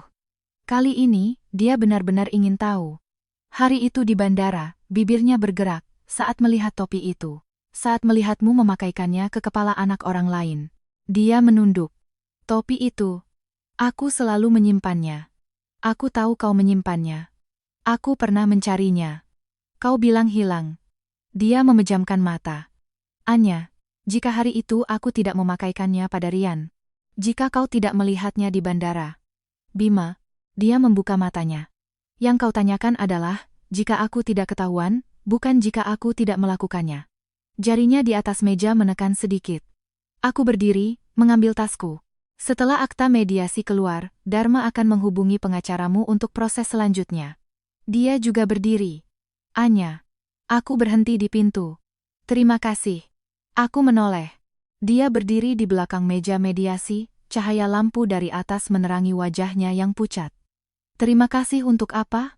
Terima kasih kau 5 tahun lalu menginvestasikan 6 miliar itu. Terima kasih untuk setiap rute yang kau berikan padaku. Terima kasih sudah mengurus ibuku di rumah sakit, mengisi formulir untuk adikku, terima kasih, suaranya tercekat. Sudah menopang keluarga ini. Jakunnya bergerak naik turun. Kalau saja aku tahu lebih awal PT Tunas Harapan adalah kau. Kalau saja aku tahu rute-rute itu semua milikmu, kau akan bagaimana? Dia tidak bisa menjawab, karena jawabannya, kita berdua tahu. Dia akan lebih hati-hati menyembunyikan Dewi Lestari. Dia tidak akan menjadi suami yang lebih baik. Dia hanya akan menjadi penipu yang lebih pintar. Selamat tinggal, Bima. Aku mendorong pintu dan keluar. Setelah dari pengadilan, aku kembali ke apartemen kami. Bukan untuk mengambil barang, yang perlu diambil sudah lama kuambil. Untuk meletakkan kunci. Kunci pintu sudah kuganti, kuncinya hanya satu. Aku meletakkan kunci itu di atas lemari sepatu di dekat pintu masuk, di samping rak sepatu yang kosong. Sepatu olahraga anak-anak milik Rian sudah kusimpan di dalam kantong bukti. Rumah ini sunyi. Cahaya matahari masuk dari jendela ruang tamu, menyinari lantai kayu. Rumah ini aku yang menatanya sedikit demi sedikit. Bima suka furnitur berwarna gelap, aku berkeliling 4 toko baru menemukan meja makan kayu walnut yang dia sukai. Ibunya tidak suka dapur terbuka karena asap, aku memasang pintu geser kaca. Dia sulit tidur setelah penerbangan malam, aku mengganti tirai kamar dengan 3 lapis kain anti tembus cahaya. Setiap sudut ada jejakku. Tapi aku tidak berencana membawa apapun. Rumah ini atas namaku. Bagaimana nanti? Nanti saja dipikirkan. Aku berdiri di pintu selama 10 detik, lalu menutup pintu dan pergi. 2 minggu kemudian, Terminal 3 Bandara Soekarno-Hatta. Aku menyeret koperku masuk ke aula keberangkatan saat pengeras suara mengumumkan informasi penerbangan ke Reykjavik. Counter check-in, di area F. Aku mengantre, memperhatikan penumpang di depanku satu persatu menyelesaikan proses check-in. Ponselku berdering. Pesan dari Rina. Bah. Bukan. Anya. Kakakku memintaku bertanya, apakah jumlah kompensasi di akta mediasi bisa dicicil? Dia benar-benar tidak punya uang di rekeningnya sekarang. Aku membalas satu kata, bisa. Lalu mengaktifkan mode senyap. Giliranku. Petugas mengangkat kepala. Selamat pagi, silakan paspor dan tiketnya. Aku menyerahkan pasporku. Dia menerimanya, membuka halaman informasi, memasukkan data ke sistem. Ibu Anya, penerbangan ke Reykjavik, kelas ekonomi, betul? Betul. Tangannya berhenti di keyboard. Ibu Anya, di sistem kami tercatat Anda memiliki satu catatan terkait. Anda pernah terdaftar sebagai anggota keluarga yang terikat dengan hak istimewa perjalanan korporat Nusantara Group. Perlu dikonfirmasi? Apakah ikatan ini saat ini masih berlaku? Tidak berlaku. Tolong dihapus. Baik, saya bantu proses. Jari-jarinya mengetuk keyboard. Konfirmasi penghapusan ikatan pasangan. Konfirmasi. Suara keyboard berbunyi untuk terakhir kalinya. Sebuah baris muncul di layar. Aku tidak bisa melihatnya, tapi aku tahu apa isinya. Ikatan itu telah hilang. Mulai hari ini, di sistem Nusantara Group, di semua catatan perjalanan udara, aku bukan lagi pasangan, anggota keluarga, atau personel terkait siapapun. Aku adalah Anya Prameswari, seorang penumpang biasa. Petugas mencetak boarding pass dan menyerahkannya padaku. Ibu Anya, semoga perjalanan Anda menyenangkan. Aku menerima boarding pass itu. Nama: Anya Prameswari. Jenis tiket: reguler. Kelas: ekonomi. Tujuan: Reykjavik. Tidak ada kuota korporat, tidak ada tamu istimewa, tidak ada nama siapapun yang terkait dengan namaku. Aku memegang boarding pass, berbalik, bersiap menuju pemeriksaan keamanan. Anya. Suara di belakangku membuatku berhenti. Aku tahu siapa itu. Bima berdiri beberapa meter jauhnya. Dia tidak mengenakan jas. Sebuah hoodie abu-abu tua, celana jeans, sepatu kets. Tidak ada koper, tidak ada tas kerja. Seluruh tubuhnya tampak lebih pendek, bukan karena tingginya berubah, tapi karena sesuatu yang menopangnya dari dalam telah runtuh. Bagaimana kau tahu aku di sini? Rina memberitahuku kau membeli tiket. Aku menebak kau akan berangkat dari Terminal 3. Dia berjalan mendekat, tatapannya jatuh pada boarding pass di tanganku. Kau ke Islandia. Sendirian? Sendirian. Jakunnya bergerak. Dulu, kau selalu bilang ingin ke Islandia. Aku selalu bilang, tunggu jadwalku lebih stabil. Aku tidak menyahut. Kemudian, aku punya waktu. Tapi aku membawa. Dia tidak menyebut nama Dewi Lestari, hanya berhenti sejenak. Orang lain. Aku tahu. Dia menatapku, matanya perlahan memerah. Anya, apa kita benar-benar? Tidak ada kemungkinan lagi. Aku menatapnya. Pria ini, 5 tahun lalu aku mencintainya. Dia tampan saat tersenyum. Malam saat dia pertama kali mendapatkan pesanan besar, dia seperti anak kecil berputar-putar di ruang tamu. Saat dia sakit, dia akan memegang tanganku dan berkata, "Jangan pergi." Tapi dia juga orang yang memalsukan tanda tanganku. Orang yang terbang ke Tokyo untuk menemani wanita lain di hari aku keguguran. Orang yang memakaikan topi yang kubuat untuk anakku ke kepala anak orang lain. Orang yang di hadapanku berkata, "Kau tidak mengerti bisnis, kau terlalu nyata, dulu kau tidak seperti ini." Dan dia tidak tahu, segalanya miliknya adalah pemberianku. Sampai sekarang, mungkin dia belum sepenuhnya memahami bobot dari fakta ini. Bima, dia menegakkan tubuh. Aku meninggalkanmu bukan untuk membuatmu menyesal. Air matanya jatuh. Tapi agar aku bisa hidup dengan baik. Dia berdiri di sana, bibirnya bergetar, tidak bisa mengatakan apa-apa. Pengeras suara berbunyi. Penerbanganku mulai proses pemeriksaan keamanan. Aku berbalik, berjalan menuju jalur pemeriksaan. Dia tidak mengejar. Dia juga tidak punya hak untuk mengejar. Petugas keamanan menerima paspor dan boarding pass-ku, memindainya. "Ibu Anya, silakan lewat." Aku berjalan melewati gerbang pemeriksaan. Setelah melewatinya, aku menoleh ke belakang sekali lagi. Bima masih berdiri di aula keberangkatan. Kerumunan orang melewatinya. Ada yang menyeret koper, ada yang menggendong anak, ada yang sedang menelepon. Dia berdiri di antara mereka, tidak bergerak. 5 tahun lalu, saat dia berdiri di bandara ini, dia adalah seorang pengusaha muda yang penuh semangat. Di sampingnya ada istri yang penurut, di hadapannya ada masa depan yang tak terbatas. Sekarang, perusahaannya dalam proses pilot, wanita idamannya adalah penipu, anaknya bukan anaknya, semua rutenya telah ditarik kembali, pernikahannya hari ini resmi berakhir. Dan istri yang tidak pernah dia lihat dengan jelas itu, sedang memegang tiket kelas ekonomi yang dia beli sendiri, untuk melihat dunia yang sudah lama ingin dia lihat. Aku menarik kembali pandanganku, berjalan masuk ke ruang tunggu. Saat pesawat lepas landas, kota di bawah kakiku perlahan menjadi kecil. Gedung-gedung tinggi menjadi balok-balok mainan, jalanan menjadi garis-garis. Akhirnya, semuanya menghilang di bawah lapisan awan. Aku bersandar di kursi sempit kelas ekonomi, menatap keluar jendela.